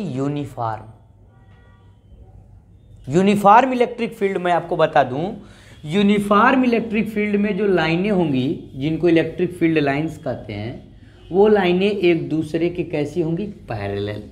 कैसी होंगी बाबू, यूनिफॉर्म इलेक्ट्रिक फील्ड है हमारे पास, ठीक है। वी हैव, दिख रहा है, यूनिफॉर्म इलेक्ट्रिक फील्ड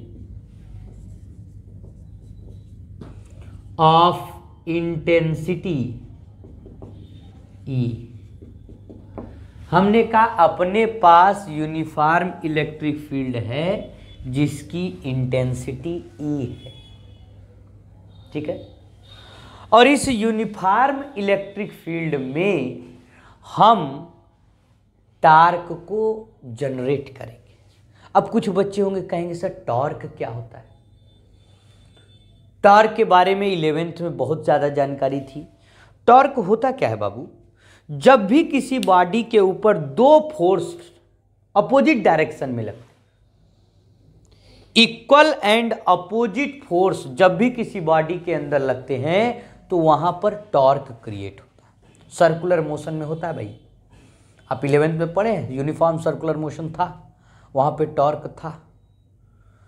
किसी भी बॉडी पर इक्वल एंड अपोजिट फोर्स जब क्रिएट होता है तो वहां पर टॉर्क जनरेट होता है।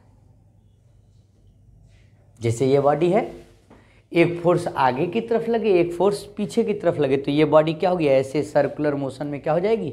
घूमते चले जाएगी। तो ये किसकी वजह से घूम रही है? टॉर्क की वजह से। यानी कि टॉर्क के बारे में मैं आपको बता दूं, टॉर्क का फार्मूला जो होता था फोर्स इंटू परपेंडिकुलर डिस्टेंस, ये हमारे टॉर्क का फार्मूला है बाबू। कोई भी आपसे कहे सर टॉर्क क्या होता है, तो आप बताइए टॉर्क का फार्मूला अपने पास है फोर्स इंटू परपेंडिकुलर डिस्टेंस। ये टॉर्क का फार्मूला है जिसको हम लोग यूज करेंगे। तो हमने कहा torque creating by electric dipole in uniform electric field. हमने कहा मेरे पास एक यूनिफॉर्म इलेक्ट्रिक फील्ड है and we put dipole, electric dipole AB, और मैंने एक इलेक्ट्रिक डाइपोल AB को रखा। अब कोई कहेगा सर आपने ऐसा क्यों रखा, वैसा क्यों रखा?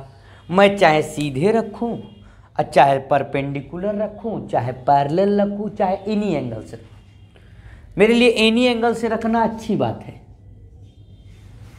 एनी एंगल से रखना इसलिए अच्छी बात है क्योंकि अगर पैरेलल होगा तो थीटा बराबर 0 कर लेंगे, और अगर परपेंडिकुलर होगा तो थीटा की वैल्यू 90 कर लेंगे। तो मैं किसी भी एंगल के लिए मान के चल रहा हूं, तो एनी एंगल की बात हो रही है, electric dipole with angle theta. मैंने इलेक्ट्रिक डाइपोल रखा और इसका एंगल क्या है? थीटा। एक है आपका -q और एक है आपका +q, और बीच की दूरी कितनी है? ये सेंटर से अगर देखेंगे तो इधर भी है और इधर भी है। क्लियर है? अब जब मैंने इसको रख दिया तो यहां पर दो फोर्स क्रिएट होंगे। कैसे? मुझको पता फोर्स, देखो E बराबर फार्मूला होता है F/Q, होता है ना? तो यानी कि F बराबर ये Q यहां डिवाइड में इधर जाएगा तो मल्टीप्लाई में QE हो जाएगा। एक पॉजिटिव फोर्स है और एक कैसा है? निगेटिव फोर्स है। एक का डायरेक्शन सीधी सी बात है, एक का डायरेक्शन ऊपर होगा और एक का डायरेक्शन, तो यहां पर दो पोल होने के कारण एक पे पॉजिटिव फोर्स लग रहा है और एक पे निगेटिव फोर्स लग रहा है। एक का डायरेक्शन ऊपर हो रहा है, एक का डायरेक्शन नीचे हो रहा है। बात समझ आ रही है? एक क्या है आपका? पॉजिटिव फोर्स है, एक निगेटिव फोर्स है। एक का डायरेक्शन ऊपर है, एक का डायरेक्शन नीचे है। एक आपका पॉजिटिव फोर्स है, एक आपका निगेटिव फोर्स है, तो टॉर्क क्रिएट होगा। ठीक, और इन दोनों के बीच की दूरी कितनी है? 2L। कितनी है? 2L। ठीक, तो मैंने कहा टॉर्क अगर मुझको निकालना है तो पहली बार टॉर्क क्रिएट हो रहा है ना, ये तो पता चल रहा है ना, क्योंकि दो फोर्स लग रहे हैं, एक QE और एक यहां पर QE। यहाँ पे प्लस चार्ज के कारण QE, यहाँ पे माइनस चार्ज के कारण QE। एक प्लस चार्ज है, एक का डायरेक्शन अलग होगा और एक का डायरेक्शन अलग होगा। तो इक्वल एंड अपोजिट जब फोर्स क्रिएट हो लेकिन डायरेक्शन अलग हो और उसकी वैल्यू बराबर हो, तो इक्वल एंड अपोजिट फोर्स जब क्रिएट हो रहा है। ठीक है, तो torque equal to force into perpendicular distance. Force की वैल्यू QE, हमको प्लस और माइनस नहीं लेना चाहिए था क्योंकि फोर्स ऑटोमेटिक डायरेक्शन है उसमें, है ना। और परपेंडिकुलर डिस्टेंस, तो ये अगर पॉइंट ए है और ये पॉइंट बी है तो इनके बीच का परपेंडिकुलर डिस्टेंस, भाई एक फोर्स तो ऊपर लग रहा है, देखो एक जैसे मैंने मार्कर रखा है, एक फोर्स ऐसे ऊपर और एक फोर्स मार्कर के अंदर, तो इसका जो परपेंडिकुलर डिस्टेंस है भाई, इससे एक परपेंडिकुलर लाइन ऐसे जाएगी और एक लाइन ऐसे जाएगी, यहां पर एक ट्रायंगल टाइप का बन जाएगा। मैं अलग से बना दे रहा हूं ABM, क्योंकि परपेंडिकुलर फोर्स के एक्शन के लाइन का निकालते हैं। तो इस फोर्स का परपेंडिकुलर एक्शन इधर चला गया, इस फोर्स का परपेंडिकुलर एक्शन इधर चला गया, तो दोनों के बीच ये एक ट्रायंगल बन गया। और ये थीटा है तो ये भी थीटा होगा, होगा कि नहीं होगा? Corresponding angle are equal, parallel होती है ना ये सारी लाइनें, तो अगर ये थीटा है तो ये भी क्या होगा? थीटा होगा। ये टोटल लेंथ 2L और ये हमको निकालनी है, तो साइन थीटा बराबर क्या होता है? Perpendicular upon hypotenuse. Sine theta बराबर परपेंडिकुलर तुम्हारा क्या है? BM, और हाइपोटेनस क्या है तुम्हारा? 2L, यानी 2L sine theta equal to BM। यानी परपेंडिकुलर डिस्टेंस की भी वैल्यू मिल गई और वह वैल्यू क्या हो गई? 2L sine theta. क्लियर है? बात समझ में आ रही है? टार्क बराबर 2QL को एक पास कर लो, E साइन थीटा को अलग। 2QL को ही हम लोग क्या कहते हैं? कल से बता रहे हैं, 2QL को ही कहते हैं P, यानी PE साइन थीटा।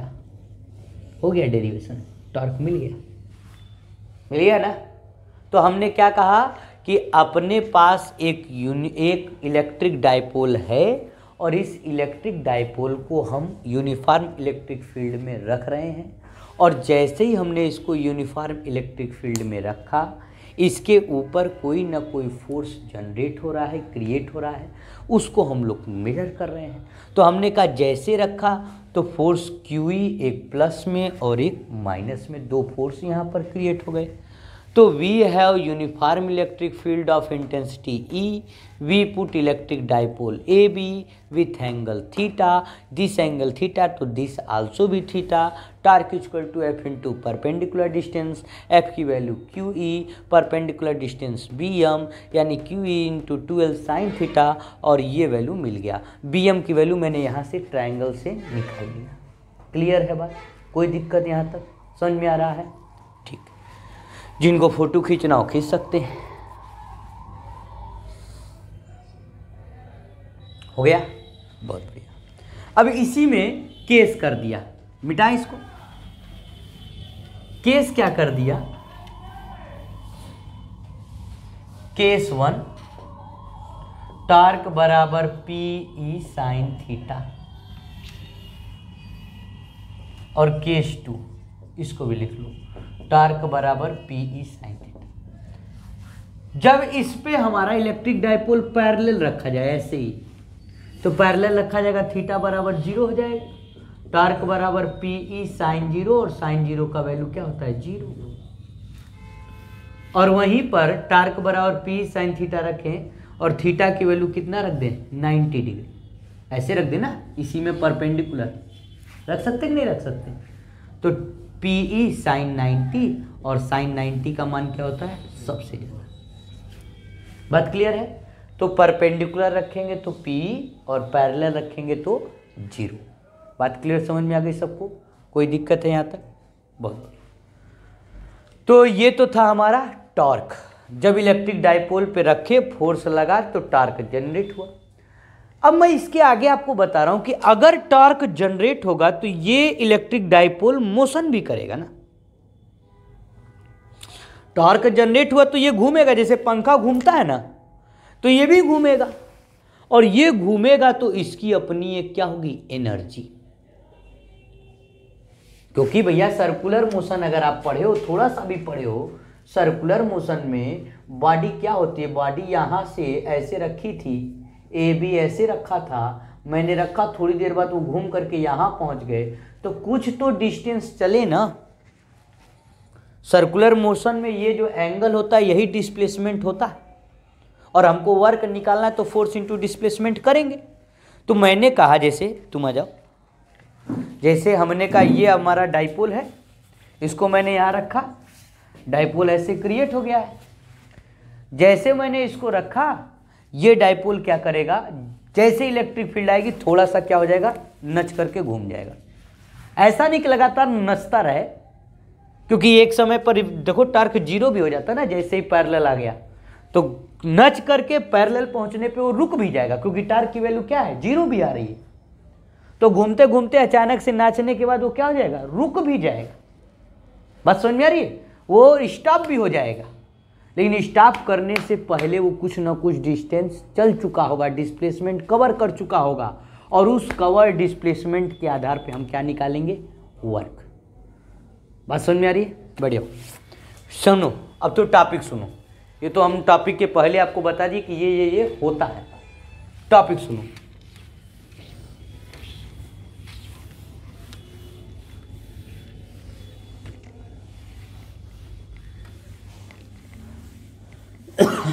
शुरू करें। ये वाला लिख लिए थे ना,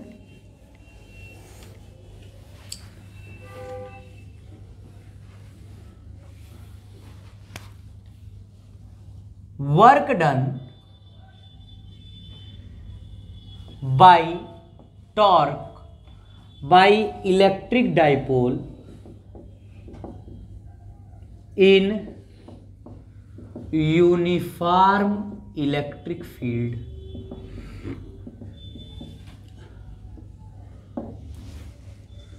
work done by electric dipole in uniform electric field.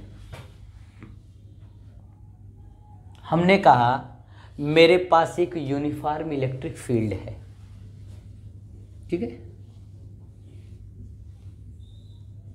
लिखना पड़ेगा वही चीज कि we have uniform electric field of intensity E placed electric dipole AB with θ1 angle. मैंने एक इलेक्ट्रिक डाइपोल यहां पर रखा अपने मन से, θ1 एंगल पे रखा, लेकिन रखने पे रुकेगा क्या, जैसे ही रखा इसके ऊपर टॉर्क लगा और ये क्या हो गया, घूम गया, नाच गया, यही ना होगा। और जैसे मैंने रखा ये नाच करके अपना एक डायरेक्शन हो गया, नाच करके मान लो ये इस डायरेक्शन में पहुंच गया। मैंने θ1 पे रखा था एंड इट रोटेट टू θ2। मैंने θ1 पे रखा था और ये θ1 से कहां तक रोटेट हो गया, θ2 तक। And it have displacement dθ, और मैं माना कि इनके बीच का डिस्प्लेसमेंट क्या है, dθ, बहुत छोटा सा। मैंने डाइपोल रखा -q +q a b, बीच का दूरी 2l, सब कुछ रखा। मैंने इसको ऐसे रखा, अभी बताया ना, मैंने ऐसे रखा, इसके ऊपर टार्क लगा और टार्क लग करके ये घूम करके सीधे हो गया, और कहीं ना कहीं जा करके रुक जाएगा, क्योंकि टार्क का वैल्यू 0 भी होता है। तो जिस कंडीशन पे 0 होगा फोर्स मिलेगा नहीं, घूमना बंद। समझ में आ गई, पंखा की तरह नहीं ना है कि हमेशा करंटवा मिलता जाएगा, घूमता जाएगा। अरे उसको एक बार मिला, घूमा, उसके बाद बंद हो गया। तो उसी तरीके से घूमा और d दूरी चला। अब मैंने dθ छोटी सी डिस्प्लेसमेंट ली है, मैंने छोटा सा डिस्प्लेसमेंट के लिए मैं निकाल रहा हूं, और पूरे के लिए मैं क्या करूंगा, इसी को इंटीग्रेट कर दूंगा। भाई मैं छोटे से डिस्प्लेसमेंट के लिए निकालूंगा dθ, तो ये घूमा, तो वर्क इक्वल टू होता क्या है, फोर्स इंटू डिस्प्लेसमेंट। बचपन से पढ़ते आ रहे, फोर्स डिस्प्लेसमेंट छोटा सा dθ और वर्क तुम्हारा dw। क्लियर है। अब फोर्स तो अभी पिछले वाले डेरिवेशन में भी आपको बताए थे, E बराबर F/Q यानी QE। इधर भी फोर्स लग रहा है, इधर भी फोर्स लग रहा है, बस डायरेक्शन अलग अलग होगा, एक पे प्लस एक पे माइनस, क्योंकि एक पॉजिटिव चार्ज है और एक, क्योंकि इलेक्ट्रिक डाइपोल है, इलेक्ट्रिक डाइपोल में एक तरफ पॉजिटिव चार्ज होता है, एक तरफ निगेटिव चार्ज होता है। लेकिन अब यहां पर थोड़ी सी बात बदलेगी। ये जो फोर्स है ना, ये टॉर्क को क्रिएट करते हैं। तो यहां पर जो मैं फोर्स लूंगा ना, फोर्स की जगह पे टॉर्क लेना पड़ेगा मुझको, क्योंकि सर्कुलर मोशन में फोर्स का काम टॉर्क करता है। हर चीज बदलता है। मास का काम मोमेंट ऑफ इनर्शिया करता है। पढ़े होगे आप, 11th में था ये सब।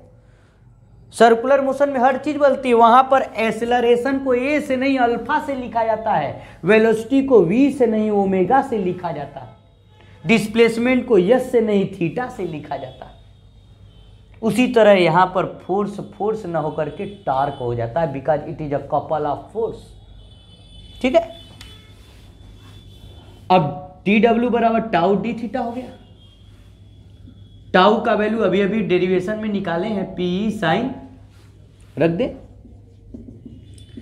P sine theta D theta. ये तो एक छोटे के लिए होगा ना, ओवरऑल के लिए हमको क्या करना पड़ेगा, ओवरऑल के लिए हमको इंटीग्रेट करना पड़ेगा। D W P E sine theta D theta, theta 1 से थीटा 2 तक। भाई ओवरऑल के लिए तो हमें जहां थीटा 1 से थीटा 2 तक ये घुमा है, तो वहां तक का क्या करना पड़ेगा, इसको इंटीग्रेट करना पड़ेगा। कई जगहों पे लोग 0 से थीटा भी इंटीग्रेट करते हैं, वो भी सही है, लेकिन एक अमूमन आप जब जनरल रिजल्ट लिखते हैं तो थीटा 1 से थीटा 2। तो डी डब्ल्यू का इंटीग्रेशन क्या होता है, डब्ल्यू, पी बाहर आ जाएगा, sign theta D theta, theta 1 से थीटा 2। ठीक है। अब मैथ पढ़े हो, अब यहां थोड़ा सा मैथ आ गया। साइन का इंटीग्रेशन पता क्या होता है, माइनस कॉस। जाके किसी से भी पूछ लेना, साइन का इंटीग्रेशन क्या होता है, माइनस कॉस। नहीं पता, याद करो। बायो वाले हैं तो याद करें, मैथ वाले हैं तो अब इस समय तो उनको तो ये तो पता ही होना चाहिए। यानी D W equal to P E, sine का integration minus cos theta, theta 1 से थीटा 2। माइनस कर लिया बाहर, एक बार अपर लिमिट और एक बार लोअर। इस माइनस का अंदर मल्टीप्लाई किया। ठीक है। तो जब मैंने माइनस का अंदर मल्टीप्लाई किया तो W बराबर पी ई कॉस थीटा 1। भाई माइनस का मल्टीप्लाई इसमें करेंगे तो माइनस माइनस वाला प्लस हो जाएगा, थीटा 1 वाला प्लस कॉस थीटा। ये हमारे वर्क डन का क्या आता है, फार्मूला। यहाँ पे थीटा की वैल्यू अलग अलग रखना, पैरेलल रखे होगे तो थीटा की वैल्यू 0, परपेंडिकुलर रखे होगे थीटा की वैल्यू 90, ऐसे करके आपका अलग अलग केस भी बनेगा। तो ध्यान दीजिए, बहुत आसान टॉपिक है, आपके सामने किया गया है। मैंने कहा मेरे पास एक इलेक्ट्रिक डाइपोल है, डाइपोल रखा था, थोड़ी देर बाद वह डाइपोल अपने आप क्या हो गया, घूम गया। क्यों घूम गया, क्योंकि वहाँ टॉर्क पैदा हो गया। टॉर्क कैसे पैदा हो गया, क्योंकि एक क्यूई फोर्स एक नीचे लग रहा था, एक ऊपर लग रहा था। दो जब अलग अलग फोर्स क्रिएट होंगे तो वहाँ पर टॉर्क पैदा ही होगा। तो we have uniform electric field E placed electric dipole A B with theta 1, it rotate theta 2 and it have displacement d theta. जब डिस्प्लेसमेंट हो गया तो work equal to force into displacement, displacement d theta, force यहाँ पे क्या लेना पड़ेगा, tau, because circular motion का फोर्स क्या होता है, टाउ। तो tau equal to P E sine theta, value रख लिए। फिर ये तो एक छोटे से डिस्प्लेसमेंट के लिए था, हमको पूरा डिस्प्लेसमेंट की बात कर रहे हैं, तो हमने कहा पूरे के लिए, ओवरऑल के लिए उसी का क्या कर लेंगे, इंटीग्रेट। डी डब्ल्यू का इंटीग्रेशन डब्ल्यू पी का होगा नहीं, sign theta D theta, theta 1 से थीटा 2, साइन थीटा का integration minus cos theta, upper limit minus lower limit. बात खत्म हो गई। बात समझ में आ रही है, फोटो खींच लीजिए।